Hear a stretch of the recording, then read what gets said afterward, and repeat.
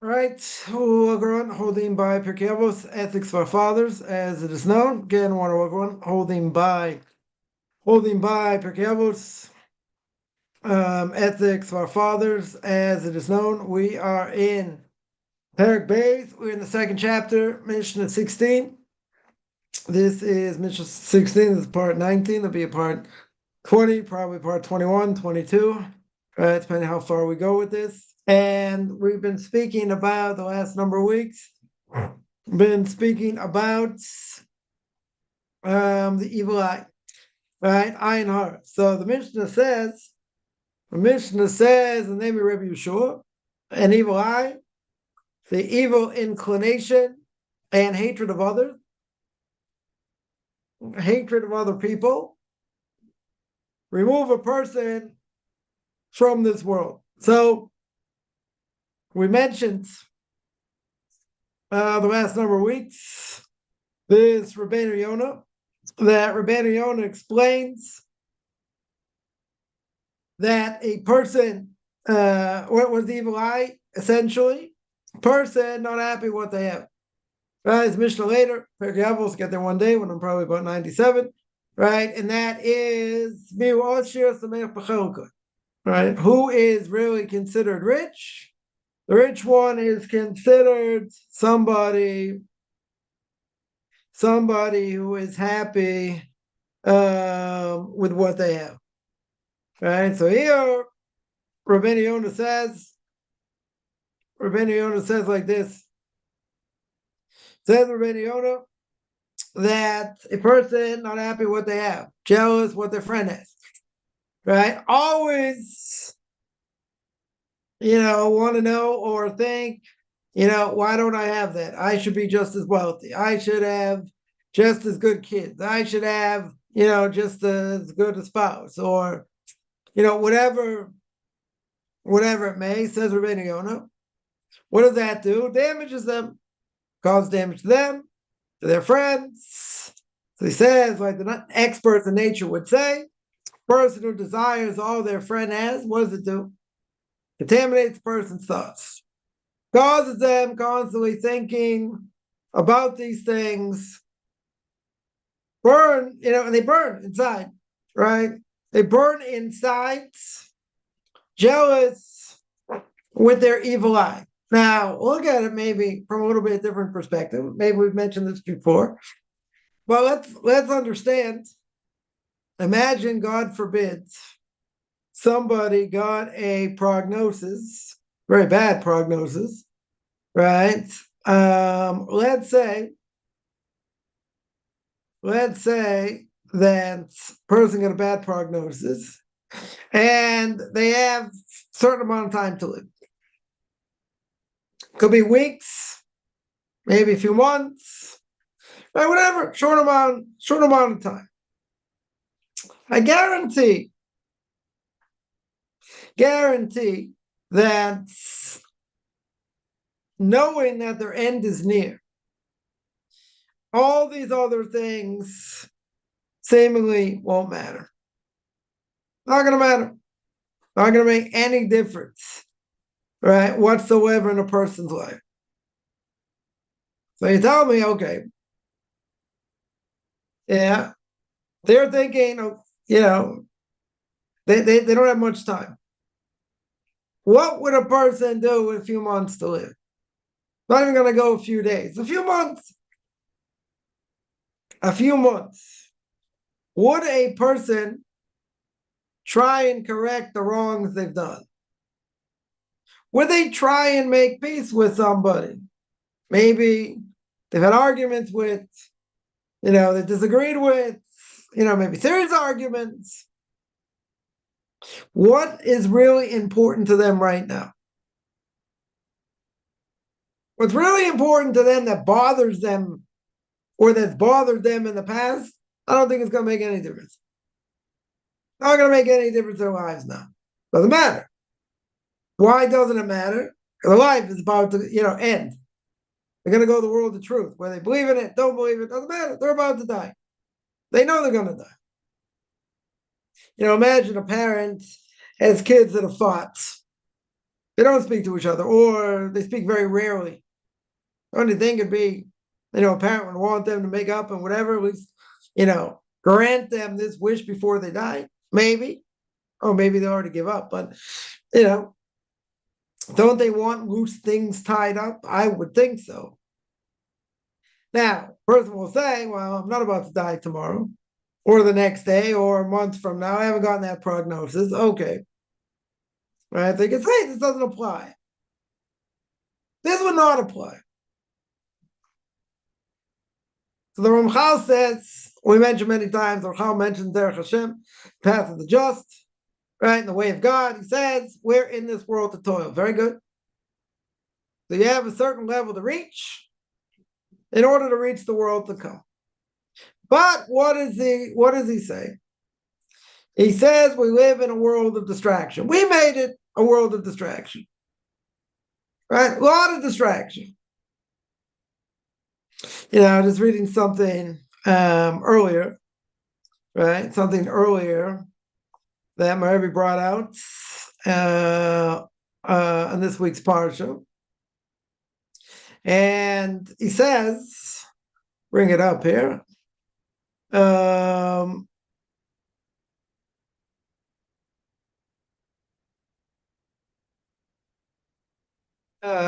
says like this. He's talking to yeshiva students, and one of the things he mentions, I guess last week, right? Last week when he was in the yeshiva for Shabbos. So not too bad, being almost 100 years old, traveling out of town, only, let's say, about half an hour from his house. Let's say, if there's no traffic, but still, still 100 years old, almost 100 years old, goes to Shiva like once a month. Right, he eats there, he speaks there, right, on Shabbos.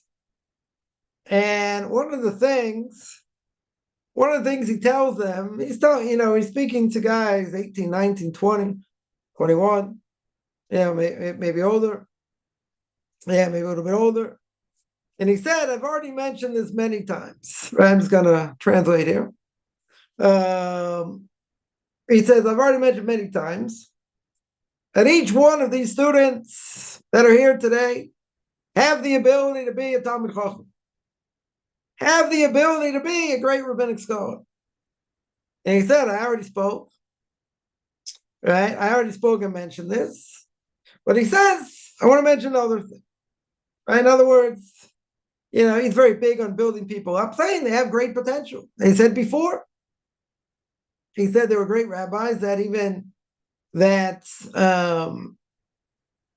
at a relatively young age, let's say at this age, they didn't show signs they were going to be, Torah giants in the next generation.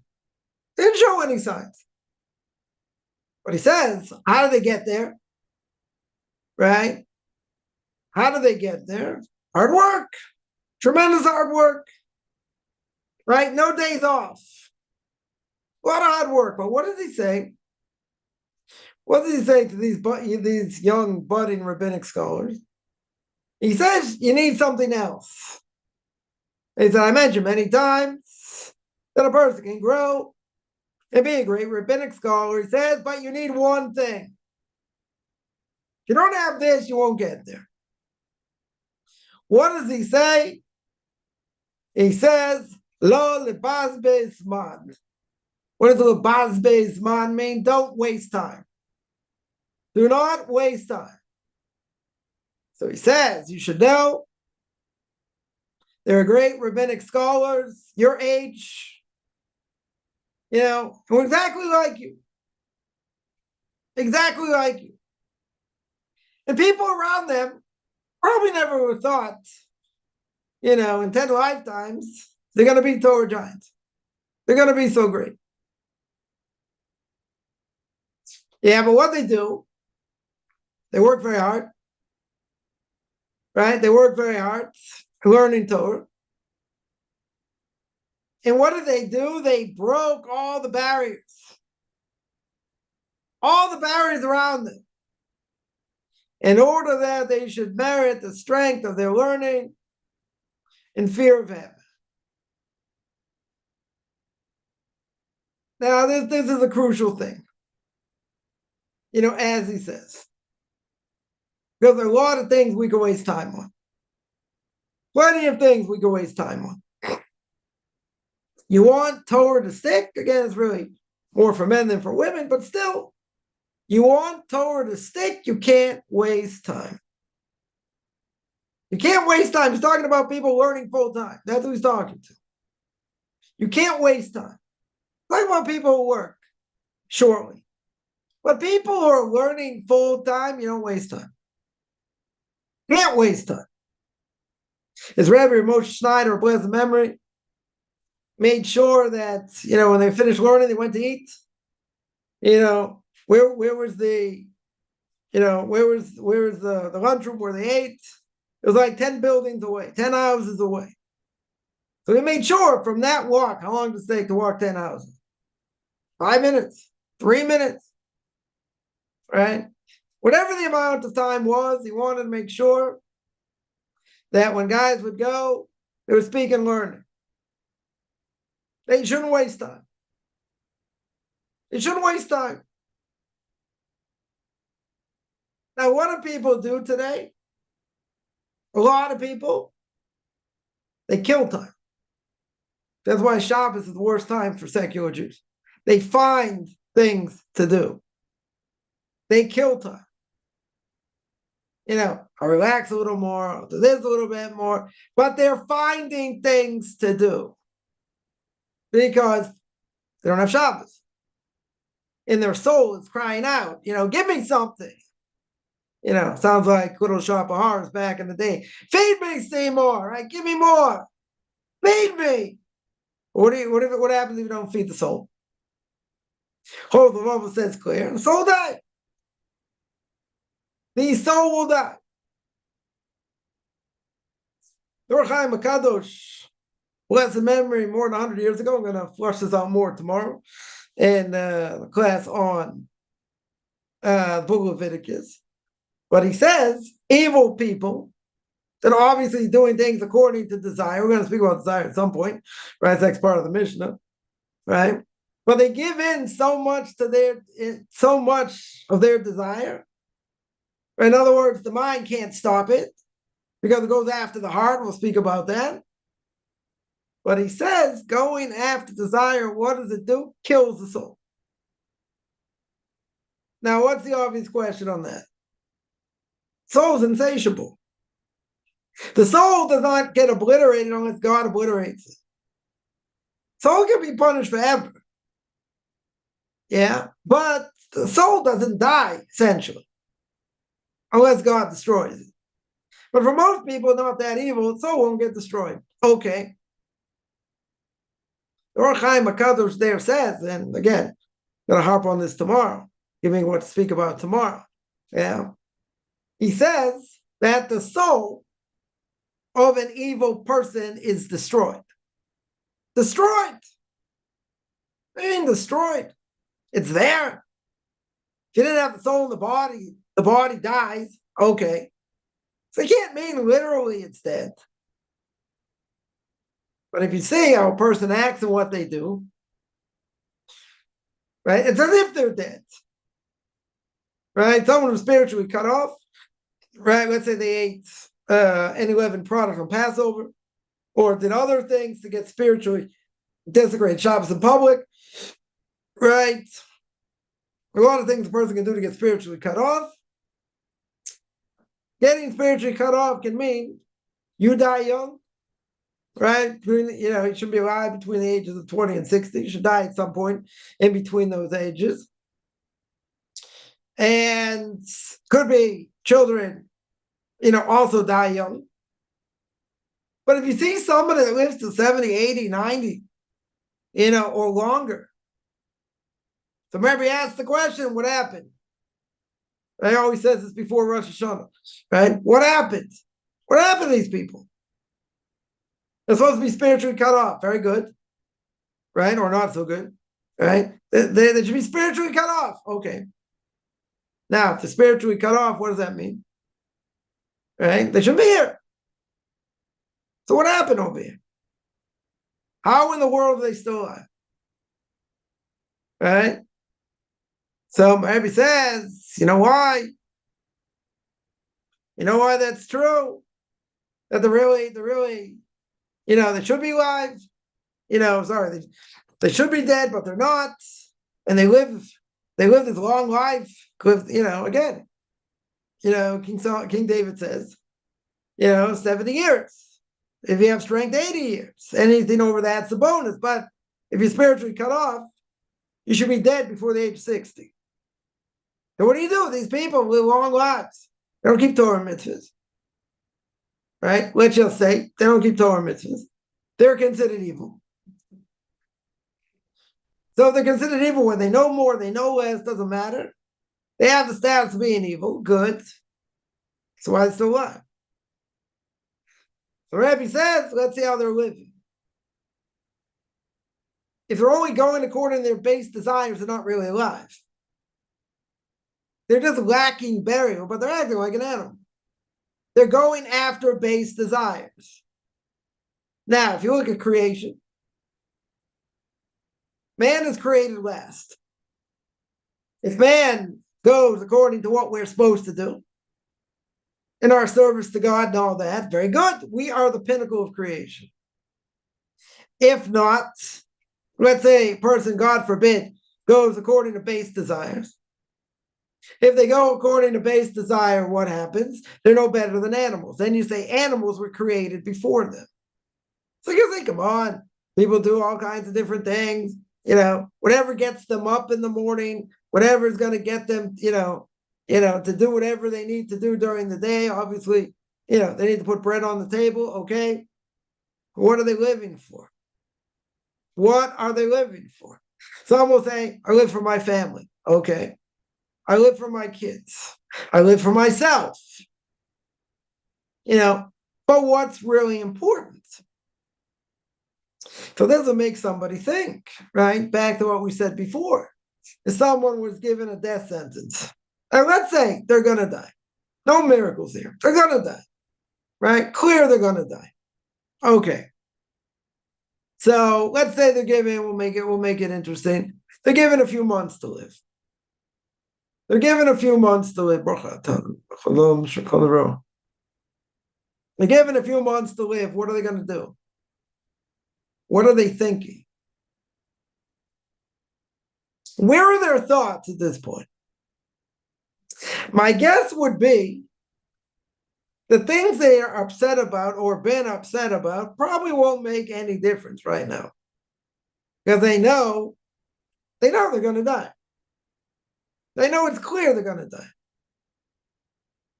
Now, it'd be a little bit morbid to think about that, because the Gemara in Bracha says that, a person's about to sin, what should he do? He should say the Shema. Right? Say Shema Yisrael Hashem Elokeinu Hashem Echad. Right? God is one. God is unique. Think about taking on mitzvahs, reward and punishments. Let's say that doesn't work. What's the second thing? Second thing is, you should take yourself, go to a study hall, go to a synagogue, go learn. That's what you should do. You got nothing around you. Okay, now you're stuck. What's the third thing? The Gemara says. What's the third piece of advice? Think of the day of your death. Now, what is someone going to say? Nobody knows when they're going to die. So I think about it. Right? You're right. So the point, you can die at any moment. Good. But are most people thinking they're going to die tomorrow? No. Too busy redoing their bathrooms. Right? They think they're going to live forever. Fame. Right? They're going to live forever. No one thinks they're going to die tomorrow. Right? And the Mishna Pirke Avos says, and we spoke about, you have to repent the day before you die. Oh, very good. Who knows when you're going to die? Anyone know when they're going to die? No. What does King Solomon say? Proverbs. You don't know what today's going to bring. You don't know what tomorrow's going to bring, right? Anything could happen. But is anyone thinking when they, that they're not going to wake up tomorrow? Is anyone thinking they walk out the door, they're not coming back? I don't think people are thinking about that. It's, too busy thinking about a million other things, right? We're not worried about that. We're not saying we, you can't think like that either. It's kind of morbid, right? But that's the last alternative. The Gemara says, think about the day of your death. So I would ask, why not bring that up at the forefront? To the forefront. Why not think about the day? Today's the last day. Today is the last day. What are you doing? Wasting your time doing this or doing that or doing the other thing. What are you wasting your time for?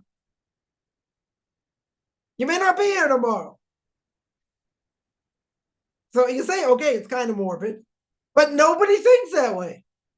Nobody in their right mind thinks that way. I'm not saying they're in the right mind, but no one thinks that way.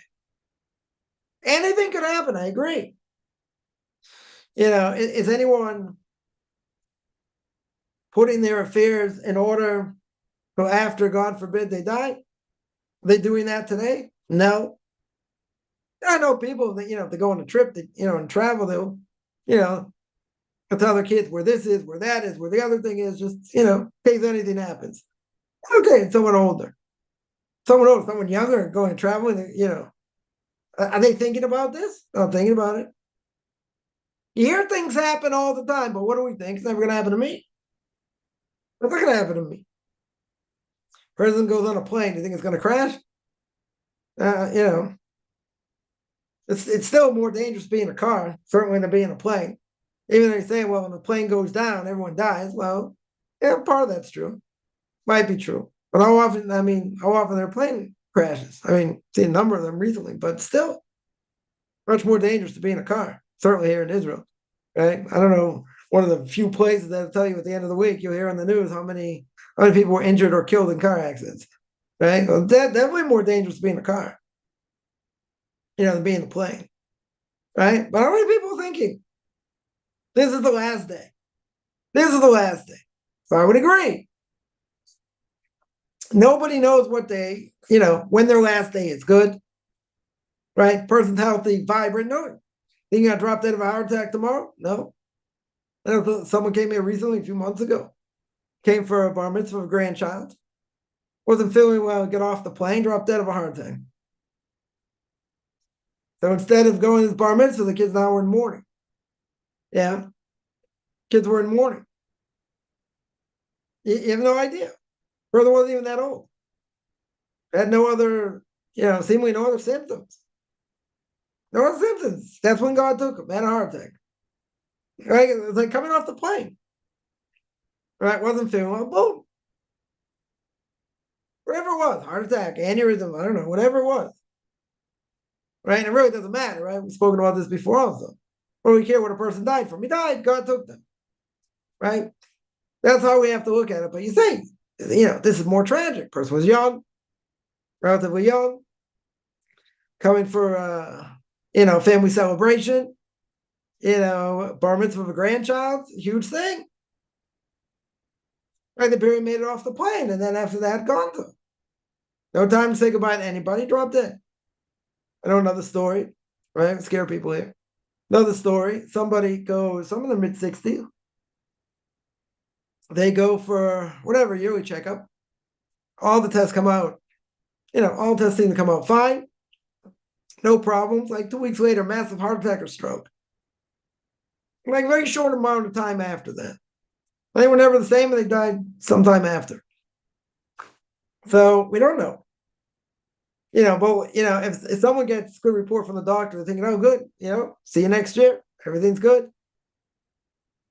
Or if someone has, other medical issues or whatever. But still, anyone expect anything's going to happen? I don't think so. Right? Definitely don't think so. No one's thinking in those terms.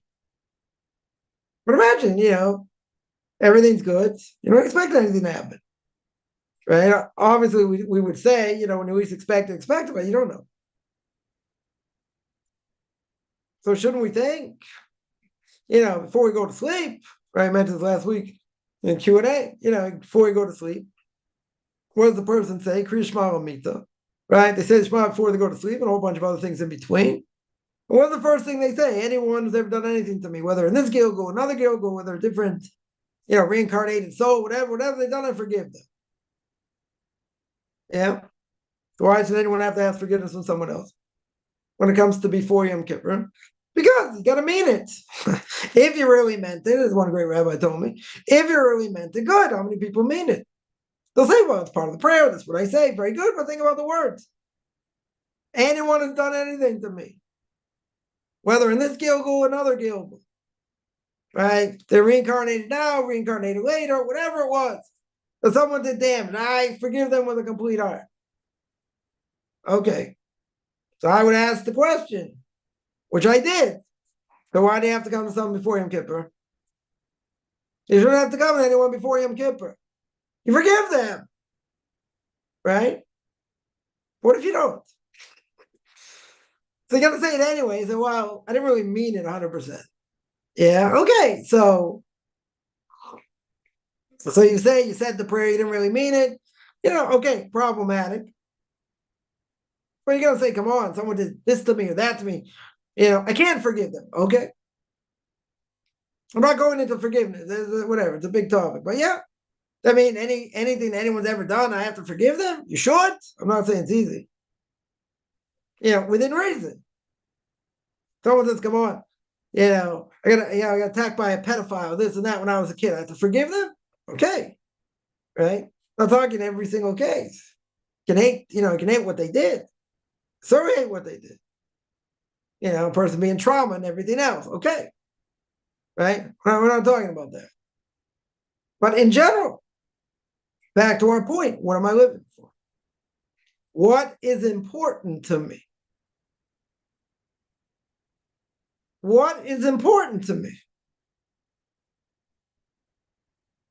Now, as we said before, no one thinks they're going to die, right? No one thinks they're going to die, but I guarantee, if anyone got that diagnosis, they're looking at their lives very different. As if to say, my life is now over, no miracles. No miracles. It's only a matter of time. But now I would say, why does a person have to think about that? And will it help? Even if you're not in dire straits. Will it help to think such a thing without being depressed? Now, most people would say, I don't know, it doesn't have to go that far. Does not have to go that far.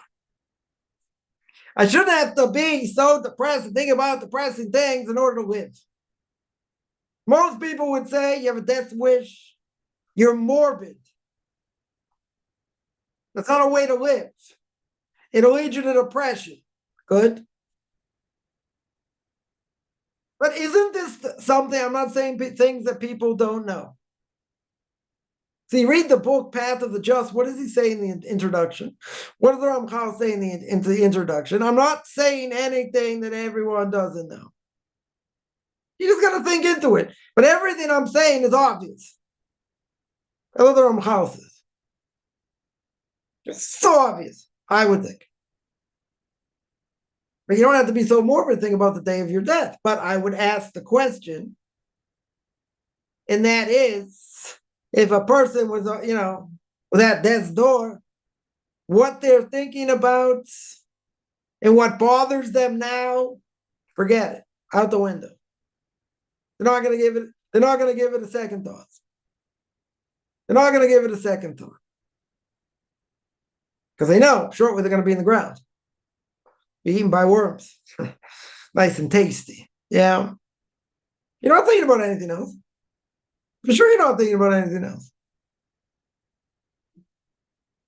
So then the question would be, okay, if I even think, even before I go to sleep, right? Even before a person goes to sleep, they think this way. Is that a bad thing? Not necessarily a bad thing. Why not? Because, as we said, nobody knows what tomorrow's going to bring. But even if you don't know what tomorrow's going to bring, why do we get upset at things that shouldn't bother us? Why do we let things in that bother us?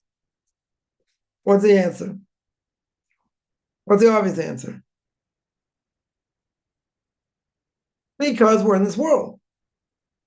And the body has control over the soul, as the Chos of Avos says.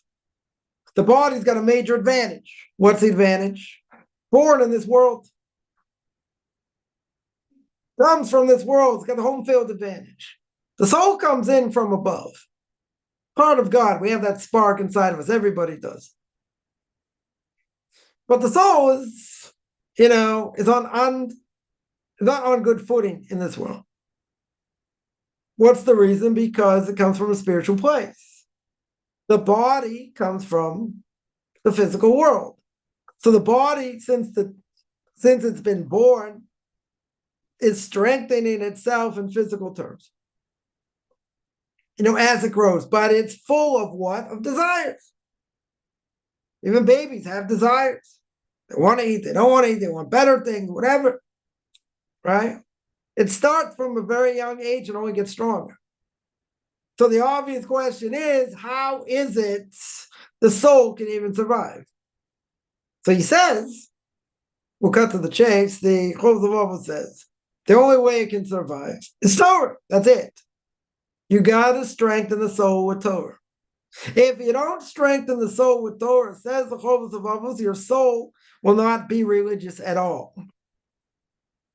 And every soul has that potential, Jew or non-Jew, to go in the right path. But if you don't feed it, as we said, by little shopahars, like, feed more, feed me, very good. You don't feed it. It's as if the soul dies. It's as if the soul dies. And the body has the upper hand. Well has the upper hand. The Pirke Avos says. Clear. So it makes it impossible, or almost, I won't say impossible, makes it very hard for the soul to shine at all, which it can't really shine, until it gets to until it's in the spiritual world. But it cannot get strengthened unless you strengthen with Torah.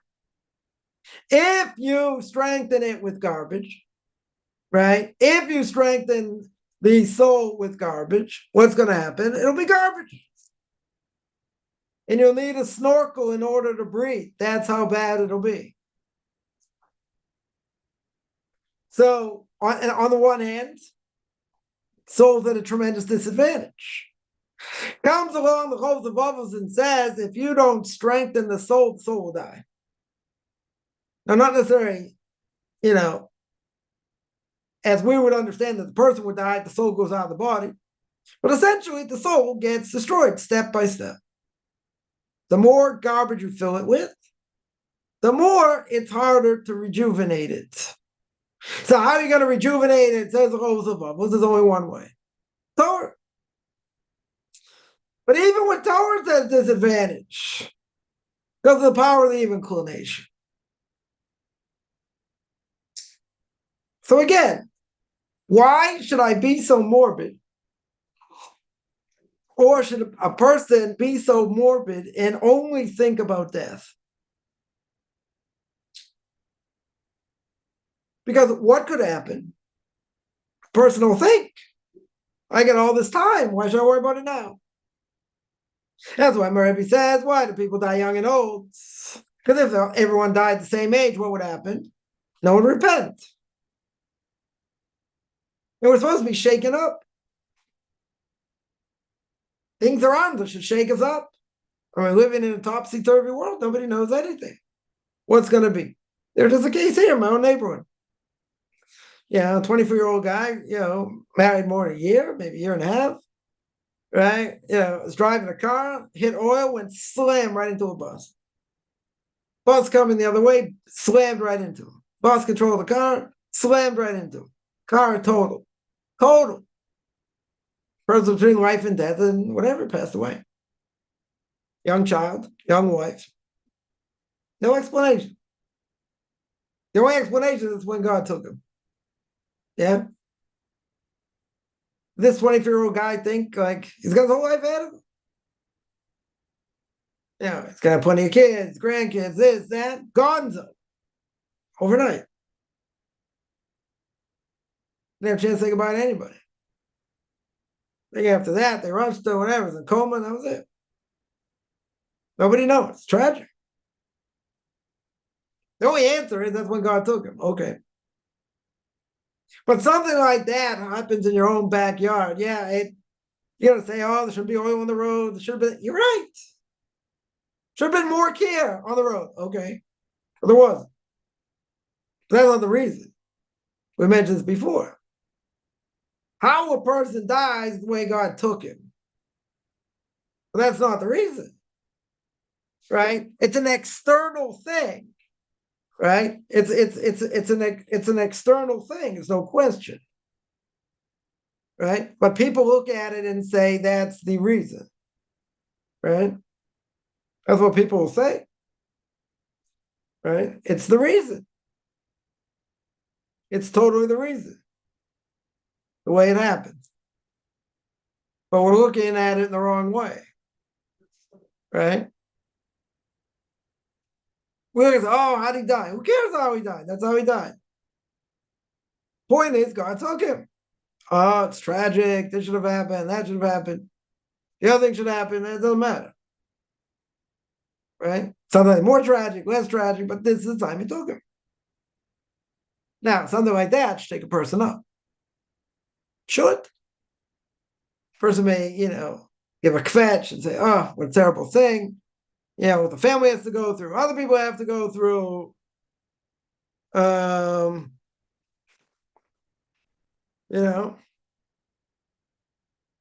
at that. How can it be?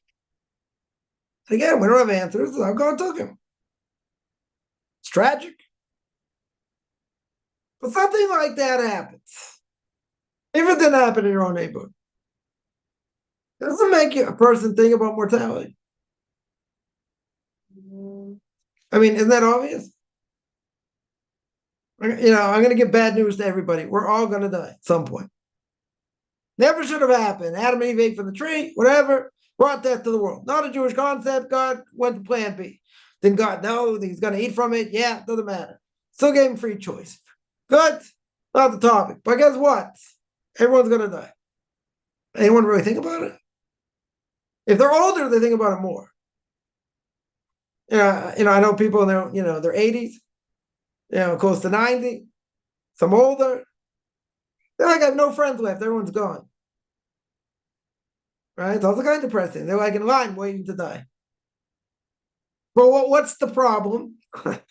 What's the problem in general? They don't know how to live. If you don't know how to live, how are you going to know how to die? Right?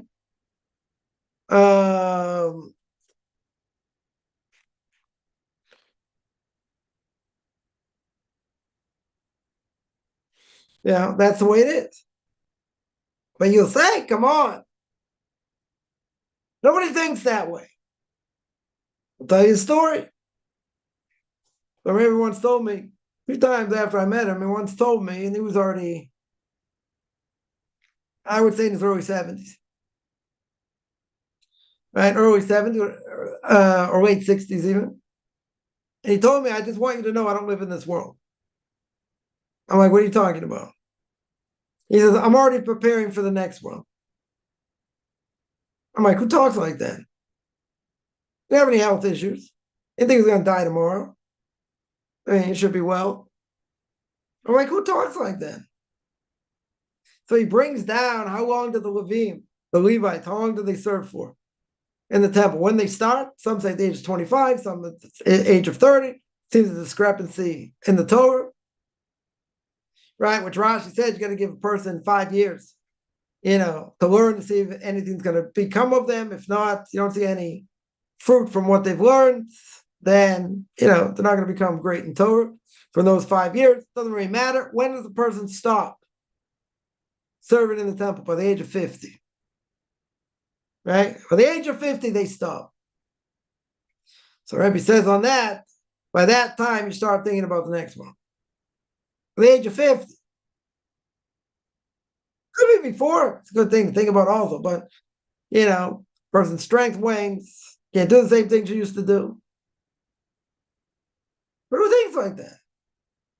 Certainly a person in their 20s, they, feeling very strong and this and that, think they can do anything. They're not thinking about that. People in their 30s not thinking about that. Even though they'll see people around them that die. Tragically, more tragically, less tragically, whatever. We'll see older people, doesn't matter. Everyone's heard of tragedies, disease, car accidents, other things. So you say these things are part of life. Very good. Not saying they're not. Right? But we don't think about it. It doesn't register to us because I'm still here going like this. And nothing hurts. I spoke to someone last week. Telling me, it's like, it's a good thing you're speaking to me now. He said, I had a problem with arthritis, I had this neck brace, I had this and that. I'm like, okay, they're older than me. Yeah, but still, does that make an impression? Does that make someone think about, what am I living for? I heard someone say, a horrific thing to say. There were 4 righteous people killed in a horrific way a number of years ago here.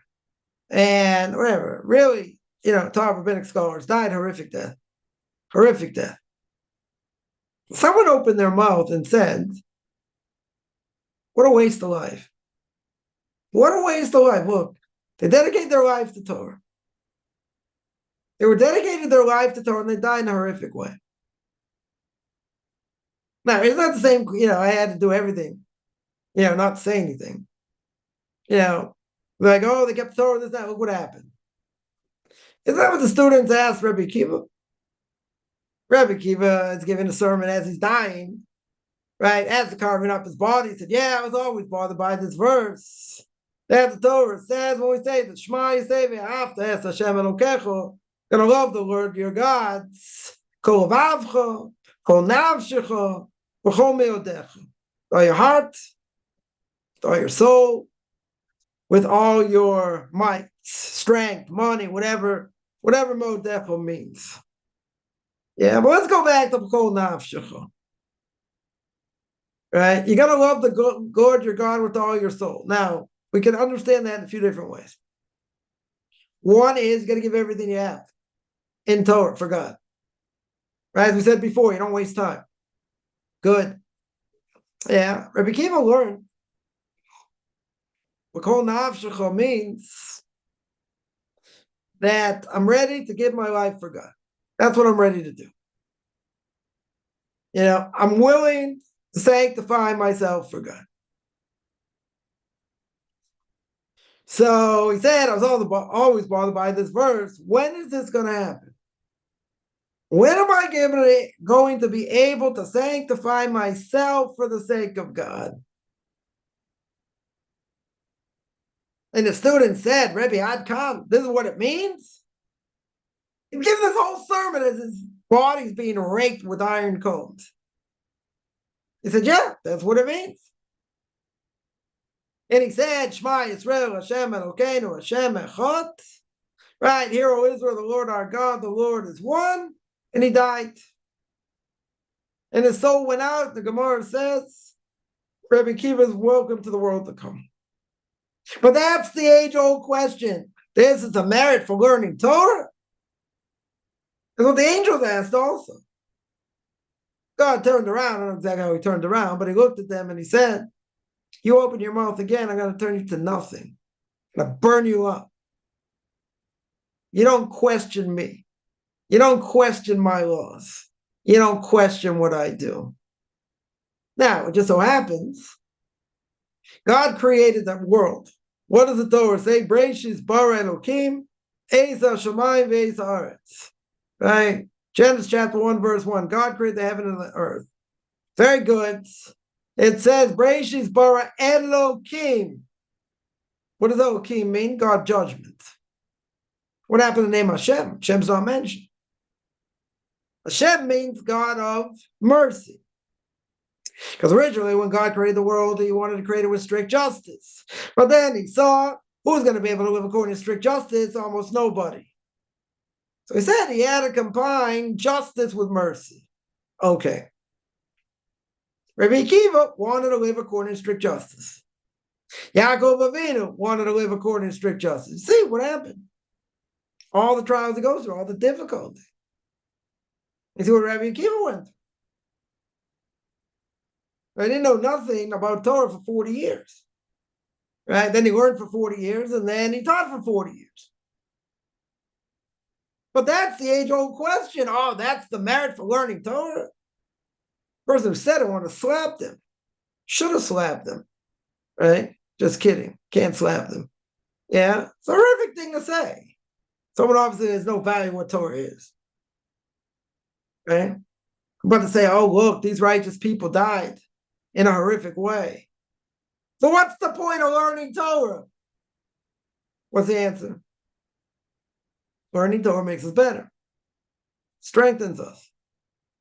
If we didn't learn Torah, what would happen? We'd be no different than animals. Be worse than animals.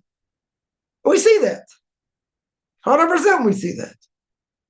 See what goes on day in, day out. Now, a person, as we said, by getting spiritually cut off, you see that, as my Rebbe said, you see people alive and well, living to ripe old ages and this and that. What happened to being spiritually cut off? He said, how are they living their lives? They live and they die like animals. That's it. They go according to what their desires tell them, right? It's the next part of the Mishna, which we'll get to at some point. Yeah. But that's the question. What am I living for? What in the world am I living for? It shouldn't take a person thinking about the day they're going to die or they got a bad diagnosis or whatever it is. It shouldn't come to that point to think, look at all the things that have happened in my life. Those don't matter anymore. There's no relevance now. Why not? Because you're gonna be in the ground being eaten by worms. So when you're in the ground being eaten by worms, they're gonna matter? Nothing's gonna matter. You can't do any mitzvahs. Done. Then you get judgment, everything else. Good. But it has to be that extreme. First has to, constantly think. Constantly think about it. Right? So what did my Rebbe say here? My Rebbe said, he's talking to yeshiva students, and he says, anyone who wants to be great, everyone has that potential. He's talking to young guys, very good. Yeah, everyone's got that potential, but he said you need one thing. You need one thing to succeed. And that is you can't waste time. You cannot waste time. But he said one other thing, right? See, there are a bunch of questions. I'll take them in a second. He says another thing. What does a person need besides not wasting time? I mean, plenty of people say, come on, don't study so much. Don't learn so much. Come on. Just had Super Bowl, 125 million people spent the entire day or part of the day watching this game, even though it ended up being a blowout. So, not so exciting. Okay. Wasting time. What do you need with that? So he says you also need strength, special strength, and what? He says in prayer. And when you pray, you got to pray from the depths of your heart. You got to pray like your life's on the line. And he says, someone who merits to pray with proper intention, even though you're going to tell me we hold that people don't, have proper intention today, doesn't matter. We still have to work very hard. So he says, part and principle of being successful in Torah is through prayer. Right? Is through prayer. And he said that's an unbelievable thing. Both go hand in hand. So he says, if you have the merit to pray from a deep heart with tears, literally with tears, begging God for all our needs, until your eyes are filled with tears. That's proper prayer. And that prayer, nothing can stop. Right? The gates of tears are always open. Always open. And he says God should help us. We should merit that, we should give him grace in front of him. In other words, God should have a benefit, enjoyment from us. Now, he said this many times. When a person learns, the success of learning, where does it come from? Prayer. You need both. You need both.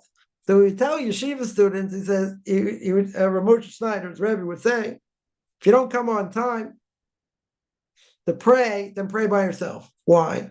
Because if you go to any other place to pray, people are going to say, oh, see, look, these yeshiva students will learn all day.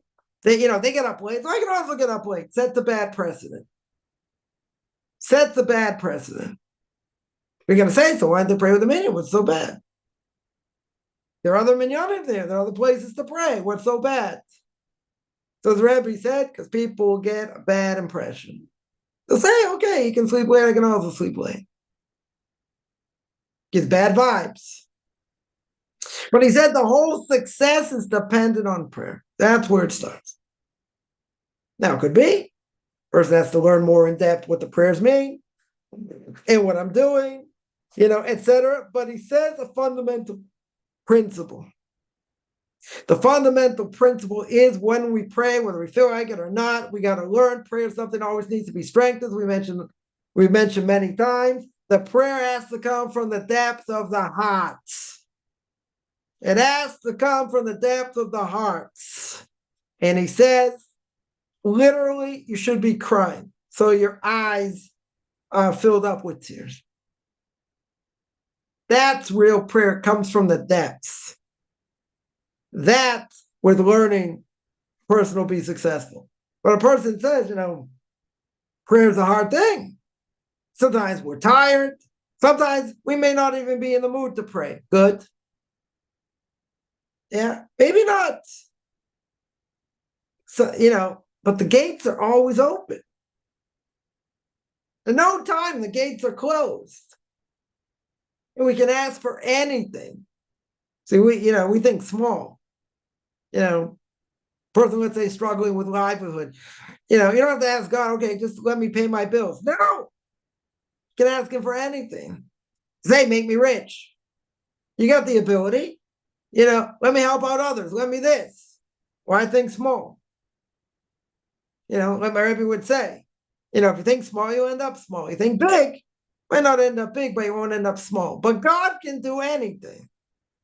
Yeshua's Hashem Ge'erfayim. Things can change with the blink of an eyelash.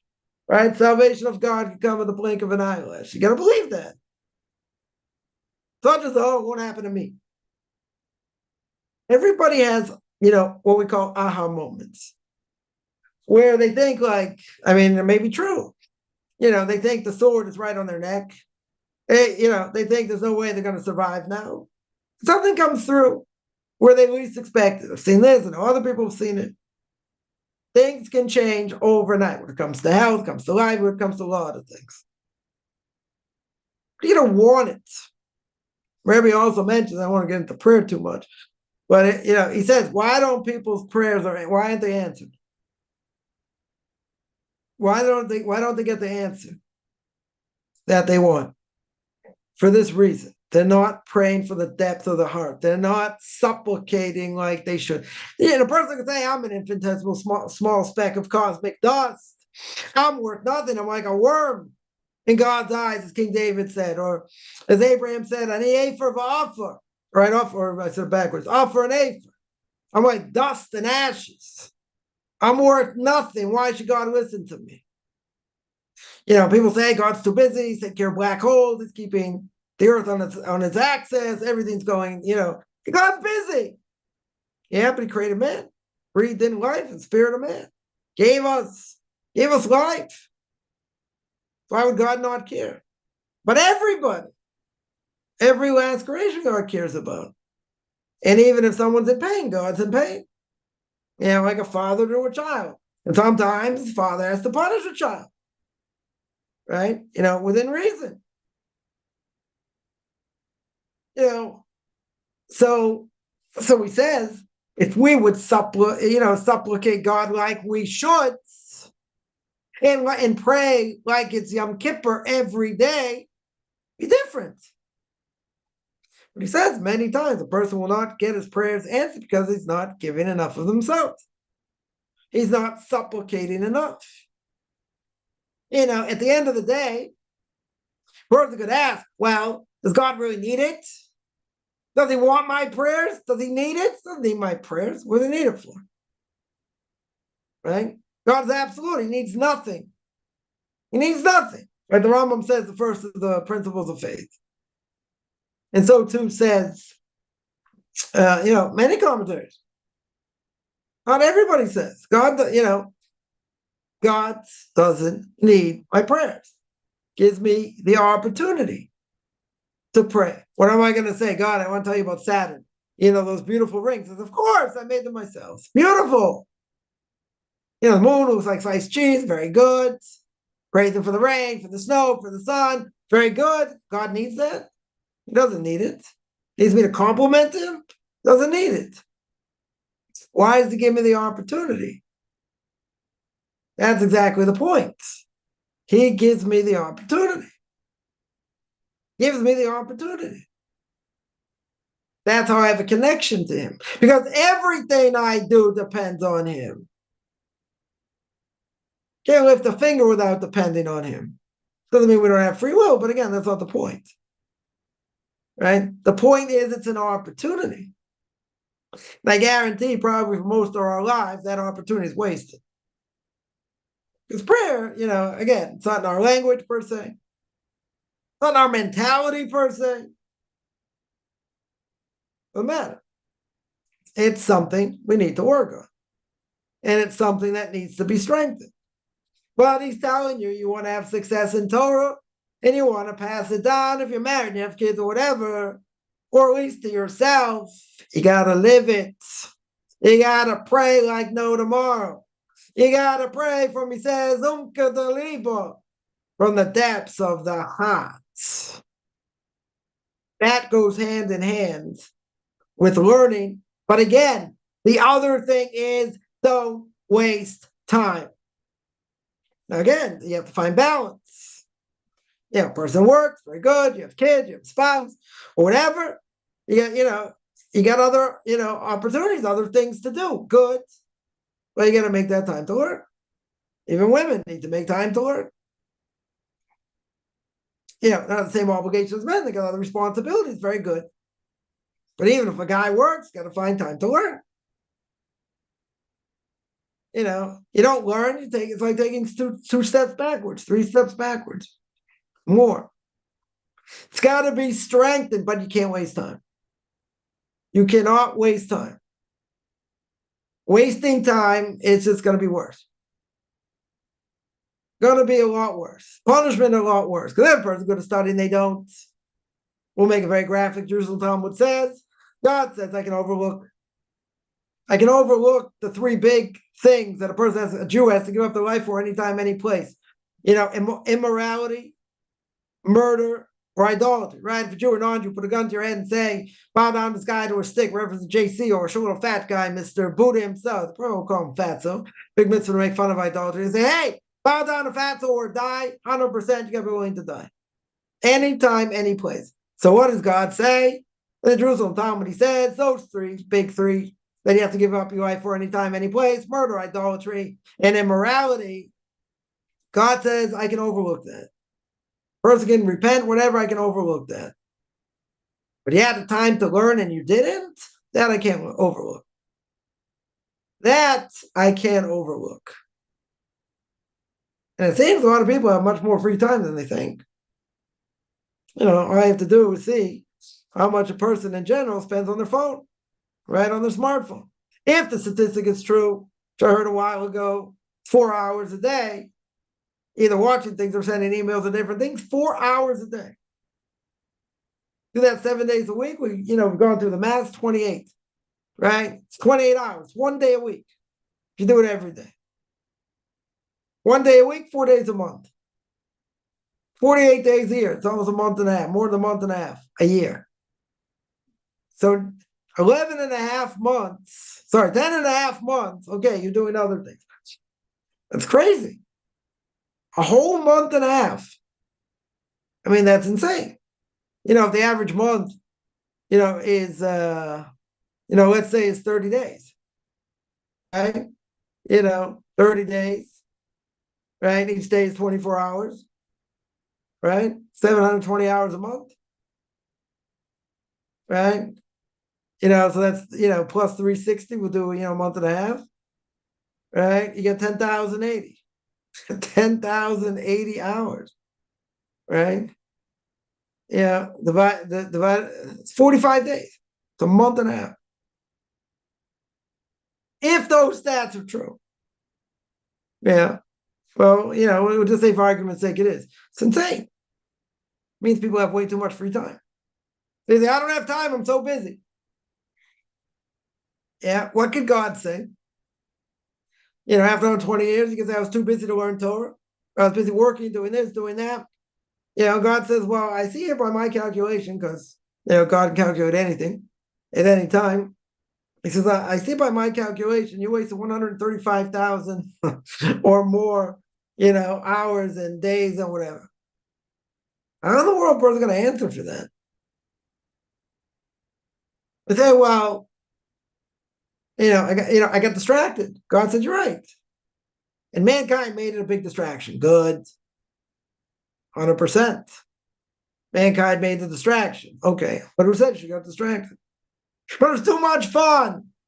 Yeah. But what am I living for? Right?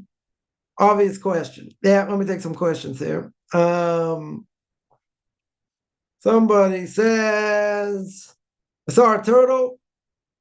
I thought you want to come back as a turtle or a rock. Yeah. Talking about reincarnation goods.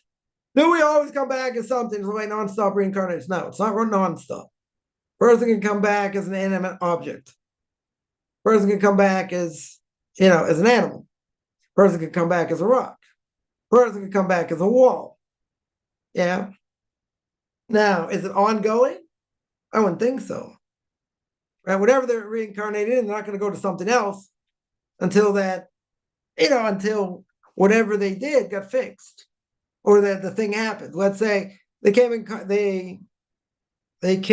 reincarnated as, let's say, a turtle.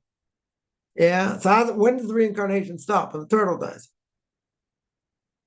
Or a person was in a rock and got kicked around, this, that. God says, okay, over so much time, finally got what he's supposed to do, then he can take him out of the rock. But it's not constant. That's right, it doesn't constantly change. In other words, if they got totally fixed up, they ain't coming back. They did, God punished them enough. They're not coming back to another reincarnation, right? Hopefully that's the case, or not. Or maybe they didn't get enough, and they have to come back again. Could be, right? Because according to Kabbalah, you come back 3 times or 4 times. Yeah, maximum. So everyone more or less is a reincarnated soul today, right? But even so, you don't go from one thing to the next. Usually, let's say, God's done with them. What happens? They go back up. Could they come back again? They could, right? But again, it's only a handful of times. Do we have to come back as somebody else? Do we have to come back as every single thing in order to move on? No. Who says? Who says you have to come back as everything? Person may come back as an animal. Maybe next time come back as a rock, or something else. I mean, that would mean you'd have to go through a lot of reincarnations. So according to Kabbalah, as far as I understand, that's not going to be the case.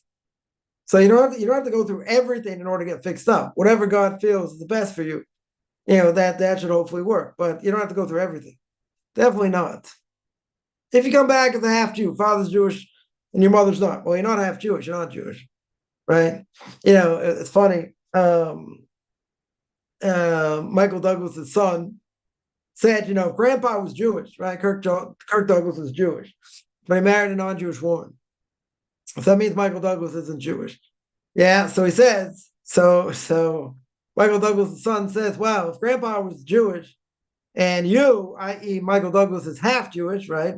Only on his father's side, right? But it's not really Jewish because we go according to the mother. Very good. So he goes, does that make me a quarter Jewish? And the answer is, doesn't make you Jewish at all, right? It's not a quarter, not a half, right? There is something to it. I'm not going to say not. There is something to it, but we don't look at the person as being Jewish. The person says, if you came back as a half Jew, yeah, or you're still not Jewish, father's Jewish, mother's not. How can you make sure you do what you need to cure that blemish? Well, first of all, in this case, the person has 1 or 2 options, right? 1 or 2 options. They can stay, they're born as a non-Jew. They're born as a non-Jew. Now, at this point, they're born as a non-Jew. Do they have an obligation to convert? What's the answer? No. They don't have an obligation to convert. They have zero obligation. So if they have zero obligation to convert, there's nothing to fix. Right? How the soul became non-Jewish is a whole discussion. Right? The whole discussion, right? Kabbalah, we're not going to get into. Now, that's one option. That's one option. You don't convert. Right? You stay a non-Jew. Okay. What's the other option? The other option is convert. Now, even though that's another option, is there an obligation? Is there an obligation to convert? No. You'll say, but I want to fix up that other side. Okay, so convert. And if you don't, right? If you don't, so it's another messed up soul came into the world, right? Soul was, the soul was a Jewish soul. Came now it's a non-Jewish soul. Okay. Now, how are you going to fix up that Jewish soul? How are you going to fix up that quote unquote part of the Jewish soul? Yeah. Either convert or you don't convert, right? You have to say, but if I don't convert, you don't fix it up. Okay. And what if a person, let's say, came to this path, they don't want to convert. They stay as a no-id, right? They stay as a non-Jew, keeping the no-id laws. Does that fix up that side of the Jewish soul? If that's even part of it, they can do that. 100%. They don't have to convert. They keep the no-id laws. Yeah. Does it fix it? Good question. Right. Good question. I think the only way to properly fix it, I would think, is to go through conversion. But what if you don't? What if you don't? Then you don't do anything, then okay. So you don't do anything. Yeah, but if a person keeps the no-hide laws, that could help. They're going to fix it totally, but it's definitely better than doing nothing. Right? Now, someone's going to pin me down and say, well, does that fix it up totally? I don't think so. I don't think it does. It could be wrong. I don't think it does. It's better than not doing anything. Right? But again, does the person have to convert? They don't have to. 100% they don't have to. Another question here. How is the soul born? Can't answer. The soul already existed under God's heavenly throne, whatever that means, and God puts the soul into a human being. Now, what does that mean? It means so that's the question.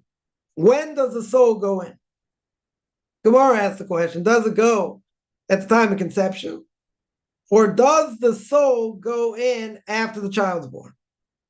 Difference of opinion, right? But where does the soul come from? Soul comes from where? Under God's heavenly throne, right? It's living as, and basking in God's glory, let's say, in that soul world, right? As Ramchal says, in Derech Hashem. So God gives life, that soul exists. And obviously strength comes from God himself. Right? So how's the soul born? Can't answer. Right? But God takes that soul against its will. I mean, it convinces the soul to go in the body. But the soul doesn't really want to go, but God has to convince it to go in the body. Why? Because if the soul is enjoying life in the soul world, getting benefit from God in that world, whatever that means, it doesn't want to come to this world. Soul's not interested in coming to this world. Why does the soul end up in this world? Because God puts it in the body, convinces it, puts it in the body. Yeah. Why does it put it in the body? In order, because it can't live otherwise in this world, but God puts it in the body.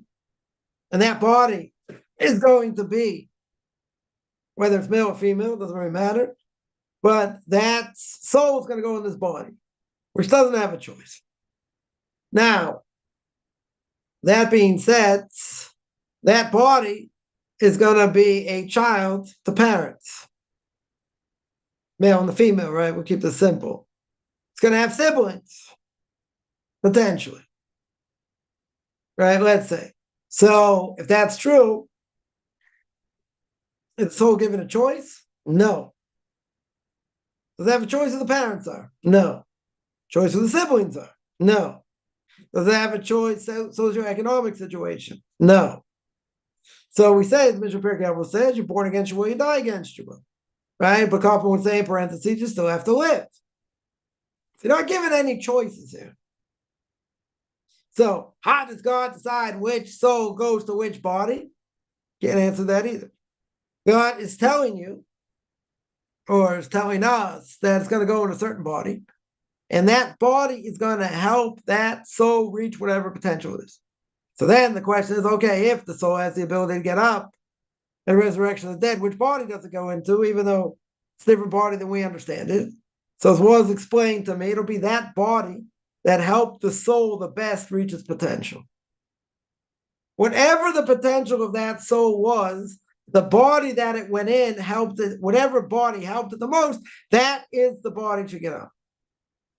How do we know which one did what? We have no idea. We have no idea. So that's why everything's so focused on the physical. The real self is the soul. Go back and read, as I mentioned, go back and read Pirke Avos. He says because the body comes from the dust, the four corners of the earth. And the body itself is in this world, right? You got to say, well, the soul's in the body. Very good. What happens when the soul goes in the body?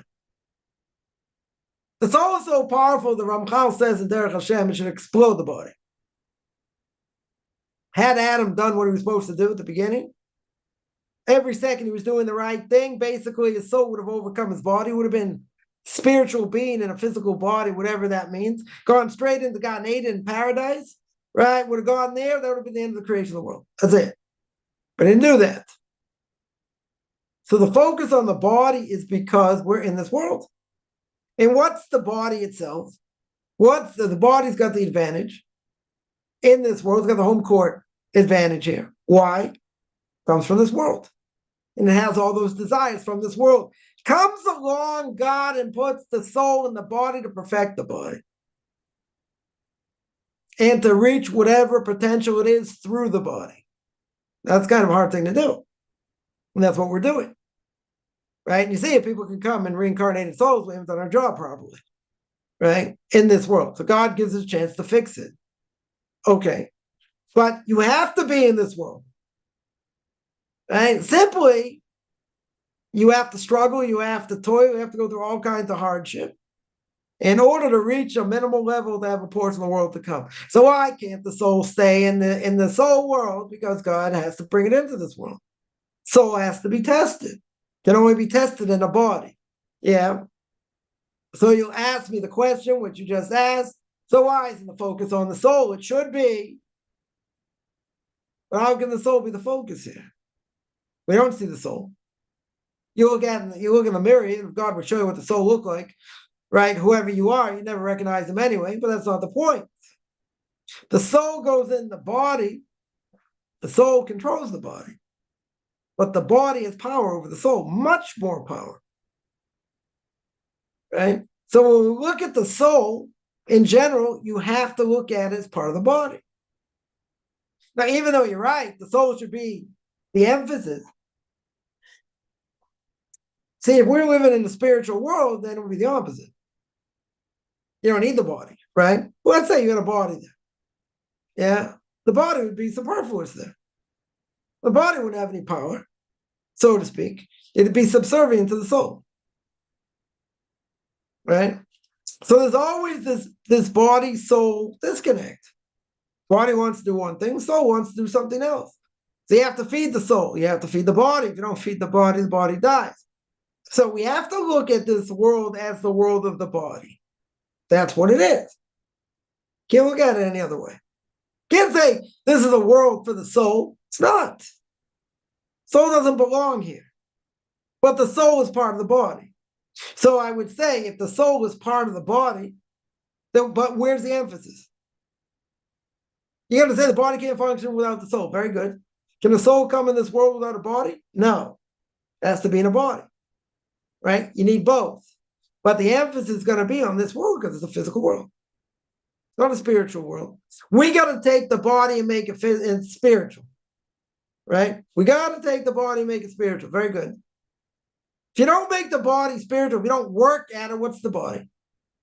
You can say, oh, it's all flesh, right? But what's the body essentially?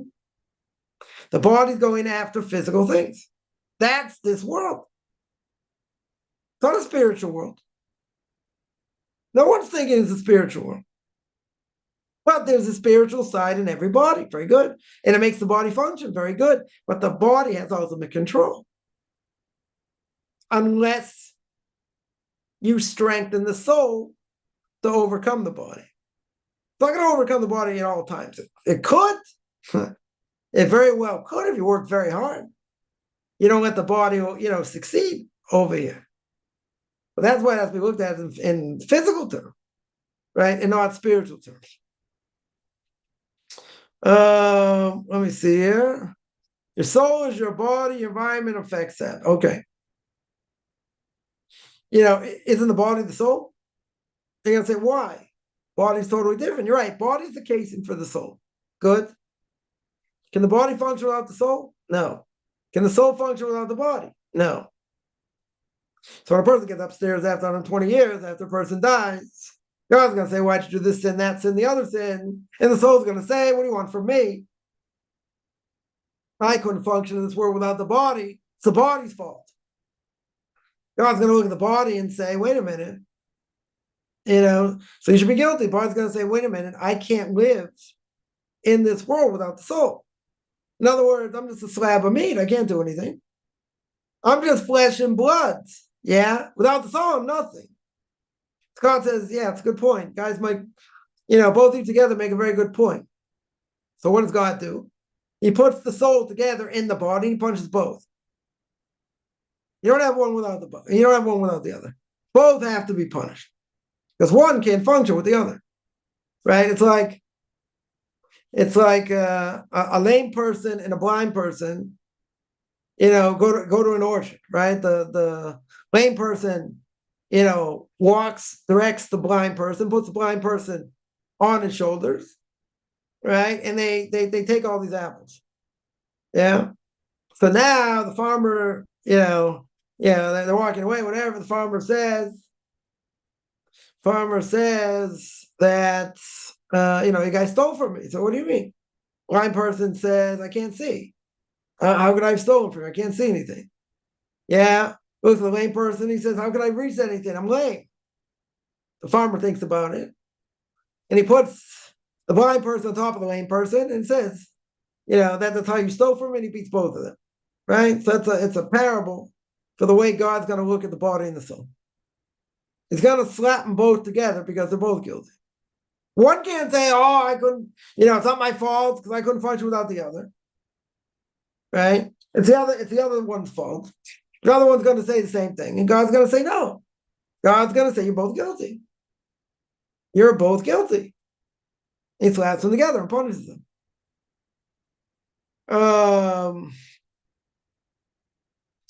If you know how to live, will you live better? So I'll tell you, you live happier. Because if you know how to really live and really know how to think, then nothing really bothers you too much. Shouldn't bother you too much. Right? Why would I say that? If you look at someone like Victor Miller, blessed memory. Victor Miller had no worries. He had a thing where he wrote like 250 things he was thankful for. Didn't have back pain. Didn't have arthritis. His eyes still worked. His ears worked, whatever. All these things he was thankful for. He had such a emunah, such strong faith and belief in God, nothing bothered him. There's a story when his grandkids hiding under his kitchen table once, saw his grandfather fill up, the sink with water, stick his head under the water, like just before he passed out, he did this like a whole bunch of times. So finally, his grandson came out and he's like, Zadie, Grandpa, I'm like, what are you doing? He says, people saying, in New York, the air is bad. It's like, I think the air is just great, right? I mean, the air probably is bad there. The even worse probably in California. Okay. Well, but he said, if you don't have air, you'll die. That's one thing God gave us abundance, besides water, was air, right? It's free, pretty much. So he lived that. He said, what? You think the air is bad? He says, I think the air is just beautiful. I think it's great, right? Even if it's bad. Yeah. If you tell me there's pollution, this and that, okay. Now, what would happen if you didn't have air? You die. Very simple. You choke to death. Wouldn't be able to breathe. Yeah. Now, couldn't a person say, the air is bad? The air is polluted and all that? Yeah. You live in LA full of smog, this and that. I don't think it's gotten any better. True. Other places people walk around with, with masks on or whatever because, of all the fumes and different things. Okay. Well, think about it. What would happen if you didn't have air? You'd be dead. Right? So it's a question of way of looking at it. So if a person looks at the world in that way, doesn't mean you don't have bills to pay, doesn't mean you have other things to deal with. You got to deal with them, okay. But if you really believe like God's in charge, and he runs the world, the Prophet says, gate of bitachon, gate of belief and faith in God, he says that, if you have that at relatively high level, nothing bothers you. God's in charge. He's going to take care of needs. But you have to put your best foot forward, he says. You still have to put your best foot forward. Putting your best foot forward is not a guarantee for success. People have to remember that. I can have this idea, that idea, the other idea, and if God doesn't bless it, goes nowhere. Goes nowhere. Right? People think, oh, I did this, I did that. No, you didn't do it. God blessed it. So that's why you succeeded. But if you didn't want to bless it, you won't succeed no matter what you do. I had this when I was involved in real estate. Mentioned this story before. It's doing what everyone else is doing, and we come on a conference call, once a week. These people were not, brain surgeon by any stretch, and they're making money. All right, I'm doing the same thing. Before I veered off of my own ideas, right? I was doing the same thing, right? I said, why shouldn't it work? But God didn't bless it. Or if he said, you must have a block somewhere, in heaven told me a certain thing to do. And then things opened up, right? Didn't open up straight away, but shortly thereafter, things started to move. So I asked him, how'd you know?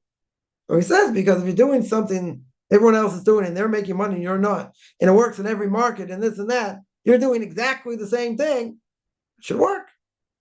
There must be something else going on. If you're in a field that doesn't make any money or makes very little money, it's okay, it's a different issue.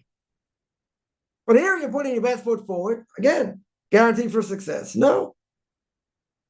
You say, oh, it's the way you speak. Oh, it's the way you... No, you're doing the exact same thing. The exact same thing. Shouldn't matter.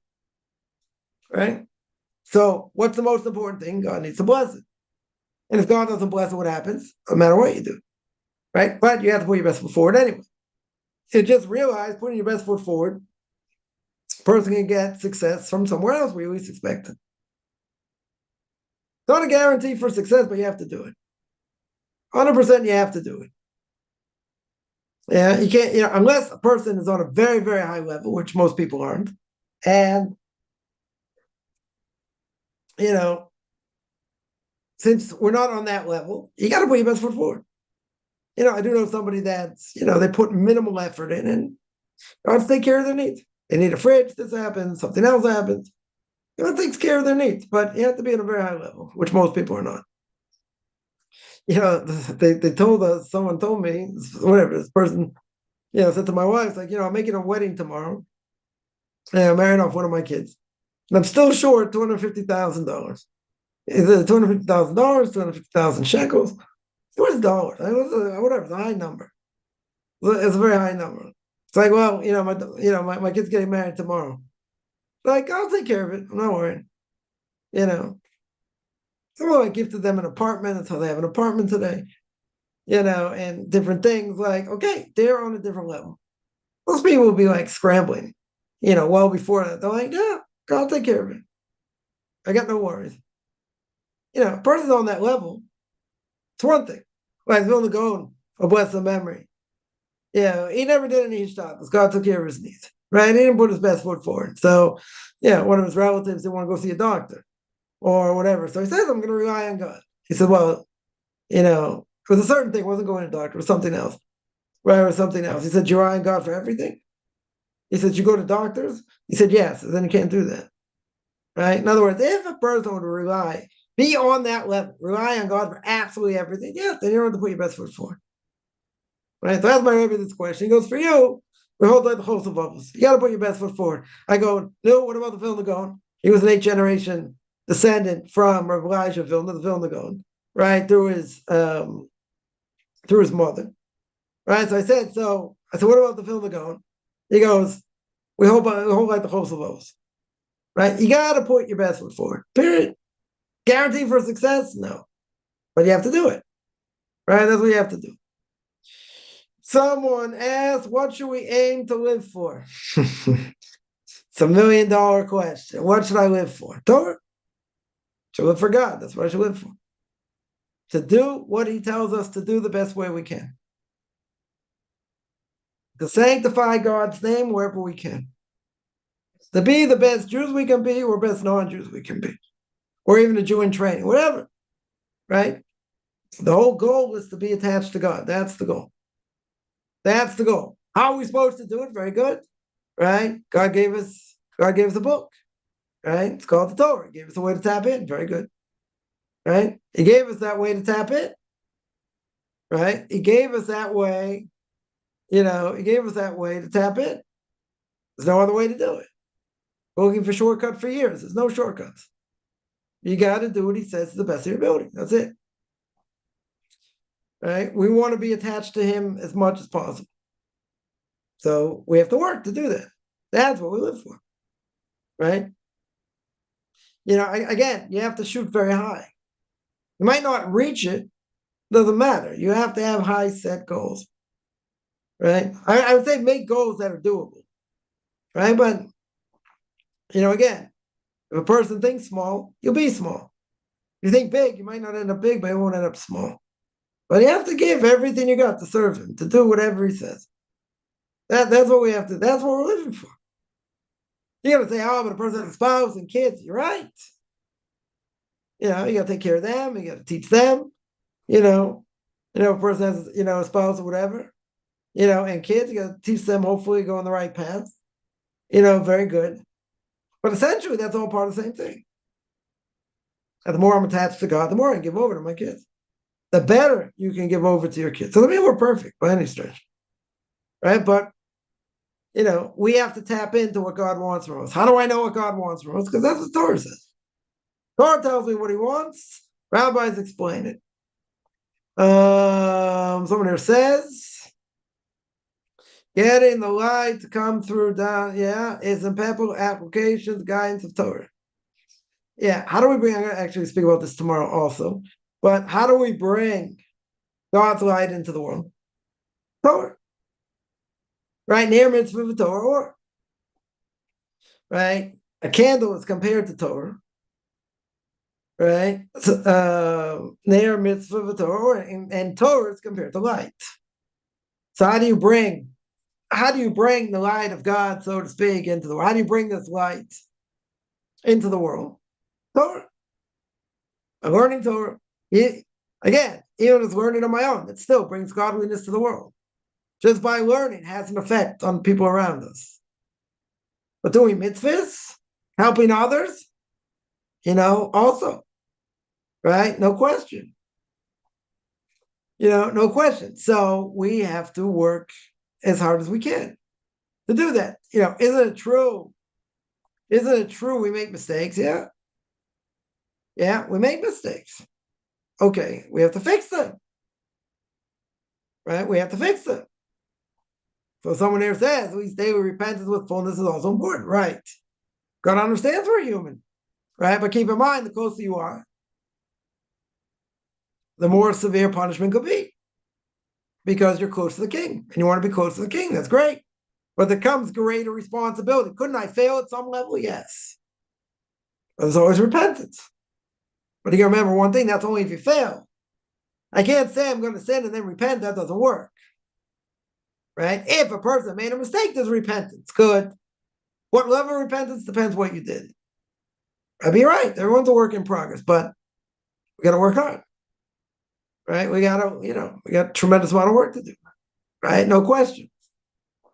Someone there says, when you remember everything can change in half a second, right? Israel being, on a war on 7 fronts. Yeah. Yeah, it all stopped for now. Is it going to stick? Very good question. Very, very good question. And it's all a big test. Listen, the fact that Israel still exists is a pretty big miracle in of itself, right? Israel's like the size is, smaller than the size of the state of New Jersey, right? In America, it's a very small place, compared to all these other countries surrounding it are like 10 times the size, and want to actually destroy it for this one piece of land, which, in theory doesn't make any sense at all. 22 Arab states, they want this one piece of land for what? Yeah, we understand what they want, but the fact that Israel still exists with that, and they're fighting on different fronts, yeah, they're fighting on 3 fronts at one point. Everyone attacking them left and right, right? And and the Israeli army is an army based on reserves. But even by what happened on, October 7th, so they called up 300,000 people. I mean, people that they didn't call up once. But still, comparatively speaking, it's a drop in the bucket. If you think about it. If they just unleashed, I'm not giving them any ideas, they shouldn't listen to this, right? But if they would unleash like as many people as they could cross the borders on all sides, there aren't enough people to stop them. Literally, they don't have enough people. Even if all the other Orthodox would join, they still don't have enough people. Yeah. And what would stop these other nations from doing it? God, that's it. Power of Torah. That's the only thing stopping it. If they wanted to, it'd be a lot worse.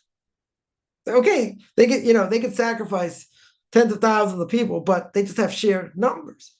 Even if Israel has nuclear weapons, doesn't matter. They have sheer numbers, right? So what would stop them just invading from all different sides?